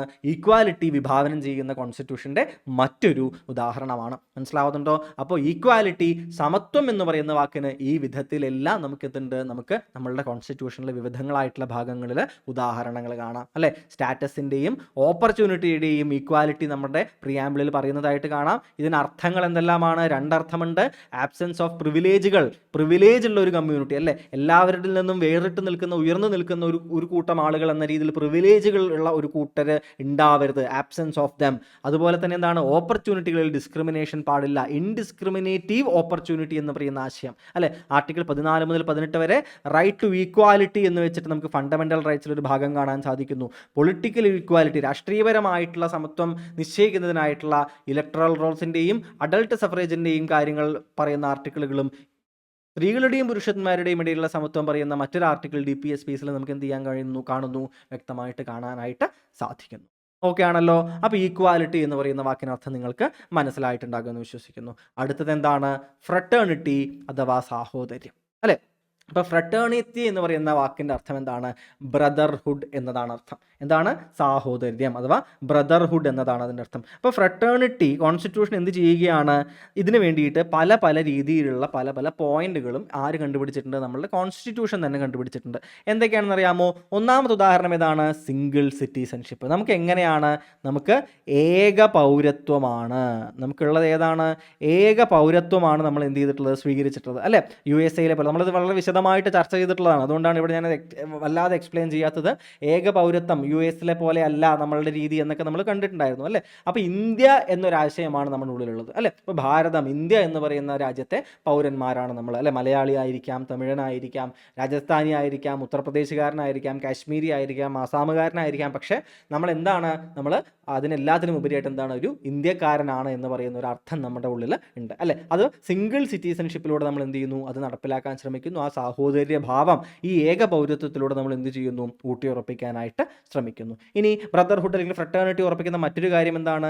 ദർ ആർ ഫണ്ടമെന്റൽ ഡ്യൂട്ടീസ് അല്ലേ. നമ്മളുടെ ഫണ്ടമെന്റൽ ഡ്യൂട്ടീസിൽ എന്ത് ചെയ്യുന്നുണ്ട്? വളരെ കൃത്യമായിട്ട് ഫണ്ടമെന്റൽ ഡ്യൂട്ടീസിൽ നമ്മൾ എന്ത് ചെയ്യുന്നുണ്ട്? നമ്മളുടെ ബ്രദർഹുഡിനെ കുറിച്ച് ക്ലിയർ ആയിട്ട് പറയുന്നുണ്ട് അല്ലേ. നമ്മളുടെ ഫണ്ടമെന്റൽ ഡ്യൂട്ടീസ് സേ ദാറ്റ് എന്താണ്? It shall be the duty of every citizen of India to promote harmony and the spirit of common brotherhood. മനസ്സിലാവുന്നുണ്ടോ? Promote harmony and spirit of common brotherhood. മനസ്സിലാവുന്നുണ്ടോ? ഇന്ത്യക്കാരുടെ എല്ലാവരുടെയും ഇടയിൽ transcending all the religious or എന്താ പറയുന്നത്, sectional അല്ലെങ്കിൽ regional linguistic ഡൈവേഴ്സിറ്റീസിനെ എല്ലാം വേണ്ടെന്ന് വെച്ചിട്ട്, മനസ്സിലാവുന്നുണ്ടോ? എന്തായിരിക്കാം? റീജിയണൽ ആയിട്ടുള്ള അല്ലേ, ഓരോരോ എന്താ പറയുക, രാജ്യത്ത് ഓരോരോ പ്രാദേശിക വാദങ്ങൾ ചിലപ്പോൾ ഉണ്ടാകും അല്ലേ, ഭാഷാവാദങ്ങൾ ചിലപ്പോൾ ഉണ്ടാകും അല്ലേ, അല്ലെങ്കിൽ എന്തുണ്ടാകാം? മതവാദങ്ങൾ ഉണ്ടാകും, ചിലപ്പോൾ ജാതീയമായിട്ടുള്ള പ്രശ്നങ്ങൾ ഉണ്ടാകും. ഇതിനെല്ലാത്തിലും ഉപരിയായിട്ട് അല്ലേ, they should promote harmony and A spirit of common brotherhood എന്ന് എവിടെ പറയുകയാണ്? നമ്മളുടെ ഫണ്ടമെന്റൽ ഡ്യൂട്ടിയിൽ ആർട്ടിക്കിൾ 51A ഭാഗമായിട്ട് എന്ത് ചെയ്യുന്നുണ്ട്? നമുക്ക് കാണാനായിട്ട് സാധിക്കുന്നുണ്ട്. അതും എന്തിന് ഉദാഹരണമാണ്? ഫ്രട്ടേണിറ്റിയുടെ ഉദാഹരണമാണ്. ഇനി ഡിഗ്നിറ്റി ഓഫ് ദ ഇൻഡിവിജ്വൽ. എന്താണ് ഡിഗ്നിറ്റി ഓഫ് ദ ഇൻഡിവിജ്വൽ? എന്താണ് ഡിഗ്നിറ്റി ഓഫ് ദ ഇൻഡിവിജ്വൽ എന്നതുകൊണ്ട് ഉദ്ദേശിക്കുന്നത്? ഒരു വ്യക്തിയുടെ ഡിഗ്നിറ്റി കാത്തു സൂക്ഷിച്ചുകൊണ്ടാണ് ഫ്രട്ടേണിറ്റി നമ്മൾ എന്ത് ചെയ്യേണ്ടത്? നേടിയെടുക്കേണ്ടത് എന്ന് പറയുന്നുണ്ട്. മനസ്സിലാവുന്നുണ്ടോ? ഒരാളുടെ എന്ത് ചെയ്യേണ്ടതുണ്ട്? പേഴ്സണാലിറ്റി അവൾക്ക് ഡെവലപ്പ് ചെയ്യാൻ പറ്റും. മനസ്സിലാവുന്നുണ്ടോ? ഒരാളുടെ വ്യക്തിത്വം എന്ന് പറയുന്നത് എന്താണ്? വളരെ സേക്രഡ് ആയിട്ടുള്ള ഒരു കാര്യമാണ് എന്നും അതിൽ പല രീതിയിലുണ്ട്. ഇപ്പോൾ ഡിഗ്നിറ്റി ഓഫ് വുമൺ ഉണ്ട് അല്ലേ. Unity and integration of nation നടത്തുന്ന സമയത്തിനൊപ്പം തന്നെ എന്ത് ചെയ്യേണ്ടതായിട്ടുണ്ട്? നമുക്ക് ഓരോ വ്യക്തിയുടെയും, അത് ആണാവട്ടെ പെണ്ണാവട്ടെ ട്രാൻസ്ജെൻഡർ ആവട്ടെ, ഇവരുടെ എല്ലാവരുടെയും ഫണ്ടമെൻ്റൽ റൈറ്റ്സ് ഉറപ്പാക്കി കൊണ്ടുവേണം നമ്മൾ എന്ത് ചെയ്യാൻ വേണ്ടിയിട്ട്? സാഹോദര്യം, ഫ്രട്ടേണിറ്റി കെട്ടിപ്പടുക്കാൻ വേണ്ടിയിട്ട്. ഒന്നിനു വേണ്ടി മറ്റൊന്ന് എന്ത് ചെയ്യരുത്? ബലി കഴിക്കേണ്ടി വരരുത് എന്ന അർത്ഥം കൂടി എന്തുണ്ട്? നമ്മളുടെ പ്രിയാമ്പിളിൽ വ്യക്തമായിട്ട് പറയുന്നുണ്ട്. മനസ്സിലാവുന്നുണ്ടോ നിങ്ങൾക്ക്? So we should maintain this fraternity in A democratic setup. മനസ്സിലാവുന്നുണ്ടോ? ഓരോ ഇൻഡിവിജ്വലിൻ്റെയും റൈറ്റ്സ് കൂടി കണക്കിലെടുത്തുകൊണ്ട് വേണം നമ്മൾ എന്ത് ചെയ്യാൻ വേണ്ടിയിട്ട്? ഈ ഫ്രട്ടേണിറ്റി, സാഹോദര്യം നമ്മൾ കെട്ടിപ്പടുക്കുന്നതിന് വേണ്ടിയിട്ട്. ഓക്കെ ആണോ? ഇനി അതിനൊപ്പം തന്നെ എന്തുകൂടി പറയുന്നുണ്ട് ഫ്രട്ടേണിറ്റിയൊപ്പം? Unity and integrity of the nation. രാജ്യത്തിൻ്റെ യൂണിറ്റിയും ഇൻറ്റഗ്രിറ്റിയും എന്ത് ചെയ്യേണ്ടതുണ്ട്? നമ്മൾ ഉറപ്പാക്കേണ്ടതുണ്ട് അല്ലേ. അപ്പോൾ എന്താണ് ഉദ്ദേശിക്കുന്നത്? അതായത് നമുക്ക് നമ്മളുടെ മനസ്സിൻ്റെ ഉള്ളിൽ സൈക്കോളജിക്കലി എന്ത് വേണം? ഈ ഒരു നമ്മളുടെ ടെറിട്ടറി നമ്മുടേതാണ് എന്നൊരർത്ഥം വരണം അല്ലേ? നമ്മൾ പഠിച്ച ആർട്ടിക്കിൾ 1 കുറിച്ചൊക്കെ നമ്മൾ പറഞ്ഞത് ഓർമ്മയുണ്ടോ നിങ്ങൾക്ക്? എന്താണ്? India is A union of States അല്ലേ? ഫെഡറേഷൻ എന്ന് പറയുന്ന കാര്യം പറഞ്ഞ സമയത്ത് India is A union of States എന്ന് നമ്മൾ പറഞ്ഞിരുന്നു അല്ലേ? ഇതിൻ്റെ അർത്ഥം എന്താണെന്ന് നമ്മൾ പറഞ്ഞിട്ടുണ്ടായിരുന്നു. എന്തായിരുന്നു ഇതിൻ്റെ അർത്ഥം ഉണ്ടായിരുന്നത്? ഇന്ത്യ ഒരു എന്താണ്? യൂണിയൻ ഓഫ് സ്റ്റേറ്റ്സ് ആണ്. ഫെഡറേഷൻ എന്ന് പറയുന്ന വാക്ക് എവിടെയില്ല, ഭരണഘടനയിൽ എവിടെയും ഇല്ല എന്നൊക്കെ നമ്മൾ പറഞ്ഞിരുന്നു അല്ലേ? യൂണിയൻ ഓഫ് സ്റ്റേറ്റ് കൊണ്ട് ഉദ്ദേശിക്കുന്നത് എന്താണ്? ഒരു സംസ്ഥാനത്തിനും എന്ത് ചെയ്യാൻ പറ്റില്ല? സിസീഡ് ചെയ്ത് പോകാൻ സാധിക്കില്ല, വിട്ടുപോകാൻ സാധിക്കില്ല. കാരണം എന്താണ്? നമ്മളുടെ ഇന്ത്യ എന്ന് പറയുന്നത് ഇവരൊക്കെ കൂടി ഉണ്ടാക്കിയിട്ടുള്ള ഒരു എന്തല്ല, ഒരു കോംപ്രമൈസ് അല്ല അല്ല, ഇവരൊക്കെ കൂടി ഉണ്ടാക്കിയിട്ടുള്ള ഒരു എഗ്രിമെൻ്റ് അല്ല നമ്മളുടെ രാജ്യം എന്ന് പറയുന്നത്. പകരം എന്താണ്? We are a union of states. ഇതിൻ്റെ ഒരു എന്താണ്? ഒരു ഒന്നിച്ച് പേസ്റ്റ് ചെയ്തിട്ട് വന്നതാണ്. ഇനി അത് വിട്ടുപോകാൻ നമുക്ക് സാധിക്കില്ല എന്നതുകൂടി എന്ത് ചെയ്യുക? ഫ്രട്ടേണിറ്റി എന്ന് പറയുന്നതിനോടൊപ്പം ഉദ്ദേശിക്കുക. മനസ്സിലാവുന്നുണ്ടോ? സോ ഫ്രട്ടേണിറ്റിക്ക് ഈ രീതിയിലുള്ള വിവിധങ്ങളായിട്ടുള്ള അർത്ഥങ്ങൾ കൂടി എന്തുണ്ട്? കൊടുത്തിട്ടുണ്ട് എന്ന് കൂട്ടുകാർ കൃത്യമായിട്ട് ആലോചിക്കാനായിട്ട് ശ്രമിക്കുക. ഇനി നമ്മളുടെ പ്രിയാമ്പിളുമായി ബന്ധപ്പെട്ടിട്ട് വന്നിട്ടുള്ള വളരെ പ്രധാനപ്പെട്ട ചർച്ചകളിൽ ഒന്നാണ് നമ്മളുടെ പ്രിയാമ്പിൾ കോൺസ്റ്റിറ്റ്യൂഷൻ്റെ ഭാഗമാണോ എന്നുള്ളത്. എന്താണ്? ഭരണഘടനയുടെ ഭാഗമാണോ കോൺസ്റ്റിറ്റ്യൂഷൻ, പ്രിയാമ്പിൾ, ആമുഖം എന്നത് ഒരു വലിയ ക്വസ്റ്റ്യൻ ആയിട്ട് വന്നിട്ടുണ്ടായിരുന്നു. ഇതുമായി ബന്ധപ്പെട്ടിട്ട് ഒന്നാമതായിട്ട് ഏറ്റവും പ്രധാനമായിട്ട് ഈ ചോദ്യം ഉയർന്നു വരുന്നത് ബെരൂബാറി യൂണിയൻ കേസിലാണ്. ബെരൂബാറി യൂണിയൻ കേസ് ഓഫ് 1960. അതായത് ഈ ബെരൂബാറി എന്ന് പറയുന്നത് എന്തായിരുന്നു? ഒരു പ്രദേശം. ഈ പ്രദേശം എന്താണ്? അന്നത്തെ പാകിസ്ഥാനായിരുന്ന ബംഗ്ലാദേശിലേക്ക് ഈ ബെരൂബാറി യൂണിയൻ വിട്ടുകൊടുക്കാനായിട്ട് യൂണിയൻ ഗവൺമെൻറ് തീരുമാനിക്കുകയാണ്. നമ്മളുടെ എന്താ പറയുന്നത്, ഡിവിഷൻ, നമ്മളുടെ പാർട്ടീഷനൊക്കെ കഴിഞ്ഞ് ആളുകളൊക്കെ എന്താണ്, മനസ്സിൻ്റെ ഉള്ളിൽ നിന്ന് പാർട്ടീഷൻ്റെ ചിന്തകളൊന്നും പോവാതിരിക്കുകയാണ്. പാകിസ്ഥാനുമായിട്ടുള്ളൊരു യുദ്ധം കഴിഞ്ഞിരിക്കുന്നു. അപ്പോൾ ഇതെല്ലാം കഴിഞ്ഞൊരു സമയത്ത് ഇത്തരത്തിൽ വിട്ടുകൊടുക്കാൻ തീരുമാനിച്ചപ്പോൾ അത് വലിയ കേസാവുകയും അതിനെതിരെ കോടതിയിലേക്ക് എന്ത് ചെയ്യുകയുണ്ടായി? ഒരു കേസ് പോവുകയും ചെയ്തു. എന്നിട്ട് കോടതി എന്ത് ചെയ്യും? ബെരൂബാറി യൂണിയൻ കേസിൽ പറയും വെറുതെ അങ്ങനെ എന്ത് ചെയ്യാൻ പറ്റില്ല, ഒരു സ്ഥലം വിട്ടുകൊടുക്കാൻ പറ്റില്ല, അതിനെന്ത് ചെയ്യണം? ഒരു കോൺസ്റ്റിറ്റ്യൂഷണൽ അമെൻമെൻറ്റ് നടത്തണം. സാധാരണയായിട്ട് അതൊരു എക്സിക്യൂട്ടീവ് ഡിസിഷൻ ആയിട്ട് ഇത് എടുക്കാൻ പറ്റില്ല. പകരം എന്ത് ചെയ്യണം? ഒരു കോൺസ്റ്റിറ്റ്യൂഷണൽ അമെൻമെൻറ്റ് നടത്തിയിട്ട് മാത്രമേ ഇന്ത്യയുടെ യൂണിയനിലുള്ള ഒരു ഭാഗം, ടെറിട്ടറിയിലുള്ള ഒരു ഭാഗം എന്ത് ചെയ്യാൻ പറ്റുള്ളൂ? വിട്ടുകൊടുക്കാൻ പറ്റുള്ളൂ എന്ന് എന്ത് ചെയ്യുകയാണ്? തീരുമാനിക്കുകയാണ്. അപ്പോൾ നിങ്ങൾക്കറിയില്ല, ബംഗ്ലാദേശിലേക്ക് നമ്മൾ 100ാമത്തെ കോൺസ്റ്റിറ്റ്യൂഷണൽ അമെൻമെൻറ്റിലൂടെ ചില കോൺക്ലേവുകൾ വിട്ടുകൊടുത്തിട്ടുണ്ടായിരുന്നു. എന്തുകൊണ്ടാണ് 100th കോൺസ്റ്റിറ്റ്യൂഷണൽ അമെൻമെൻറ്റ് നടത്തേണ്ടി വന്നത് ആ കോൺക്ലേവുകൾ വിട്ടുകൊടുക്കാൻ വേണ്ടിയിട്ട്? കാരണം എന്തുണ്ട്? ബെരൂബാറി യൂണിയൻ കേസിൽ ഈ ഒരു നിയമം എന്ത് ചെയ്തിട്ടുണ്ട്? സുപ്രീം കോടതി ഒബ്സർവ് ചെയ്തിട്ടുണ്ട്. ഇനി മറ്റൊരു രീതിയിൽ ഈ ബെരൂബാറി യൂണിയൻ കേസ് എങ്ങനെയാണ് പ്രാധാന്യം അർഹിക്കുന്നത് വെച്ച് കഴിഞ്ഞാൽ, ബെരൂബാറി യൂണിയൻ കേസിൽ എന്ത് ചെയ്യുന്നു? കോടതി നിരീക്ഷിക്കുകയാണ് നമ്മളുടെ പ്രിയാമ്പിൾ എന്ന് പറയുന്നത് എന്തല്ല? കോൺസ്റ്റിറ്റ്യൂഷൻ്റെ ഭാഗമല്ല, നോട്ട് പാർട്ട് ഓഫ് കോൺസ്റ്റിറ്റ്യൂഷൻ എന്ന് നിരീക്ഷിക്കുകയാണ്. മനസ്സിലാവുന്നുണ്ടോ? അപ്പോൾ ഇതനുസരിച്ച് കുറേ കാലം കാര്യങ്ങൾ മുന്നോട്ട് പോയി. നമ്മൾ പറഞ്ഞ ഓർമ്മയുണ്ടോ? സെൽഫായിട്ട് എന്ത് ചെയ്യാൻ പറ്റും? കോടതിക്ക് തിരുത്താൻ സാധിക്കുമെന്നൊക്കെ പറഞ്ഞ ഓർമ്മയില്ലേ? അതിനൊരു ഉദാഹരണം എന്ന രീതിയിൽ പറയാം. കേശവാനന്ദ ഭാരതി കേസ് നമ്മൾ പറഞ്ഞിരുന്നു അല്ലേ? കേശവാനന്ദ ഭാരതി കേസ് 1973 ഒരു ബേസിക് സ്ട്രക്ചർ അല്ലേ, ബേസിക് സ്ട്രക്ചർ ഡോക്ട്രീനൊക്കെ മുന്നോട്ട് വെച്ച് കേശവാനന്ദ ഭാരതി കേസിൽ കോടതി തൻ്റെ മുൻപത്തെ തീരുമാനം തിരുത്തുകയാണ്. എന്നിട്ട് എന്ത് പറയുകയാണ്? പ്രിയാമ്പിൾ എന്ന് പറയുന്നത് it is an integral part of the constitution എന്ന് പറയുകയാണ്. മനസ്സിലാവുന്നുണ്ടോ? എന്താണ് integral part of the constitution? അതിനർത്ഥം എന്താണ്? കോൺസ്റ്റിറ്റ്യൂഷൻ്റെ ബേസിക് സ്ട്രക്ചറിനെ തിരുത്താത്ത രീതിയിൽ എന്ത് ചെയ്യാം? കോൺസ്റ്റിറ്റ്യൂഷനെ അമെൻഡ് ചെയ്യാം എന്നാണ് പറഞ്ഞത് അല്ലേ? അതിനർത്ഥം എന്തായി മാറി? ഇൻ്റഗ്രൽ പാർട്ടാണ്, ഭരണഘടനയുടെ ഇൻ്റഗ്രൽ പാർട്ടാണ്, ഭരണഘടന ഏറ്റവും ഒഴിവാക്കാൻ പറ്റാത്ത പ്രധാനപ്പെട്ട പാർട്ടാണ് എന്ന് പറഞ്ഞതോട് കൂടിയിട്ട് എന്തർത്ഥം വന്നു? പ്രിയാമ്പിളും വേണമെങ്കിൽ എന്ത് ചെയ്യാം?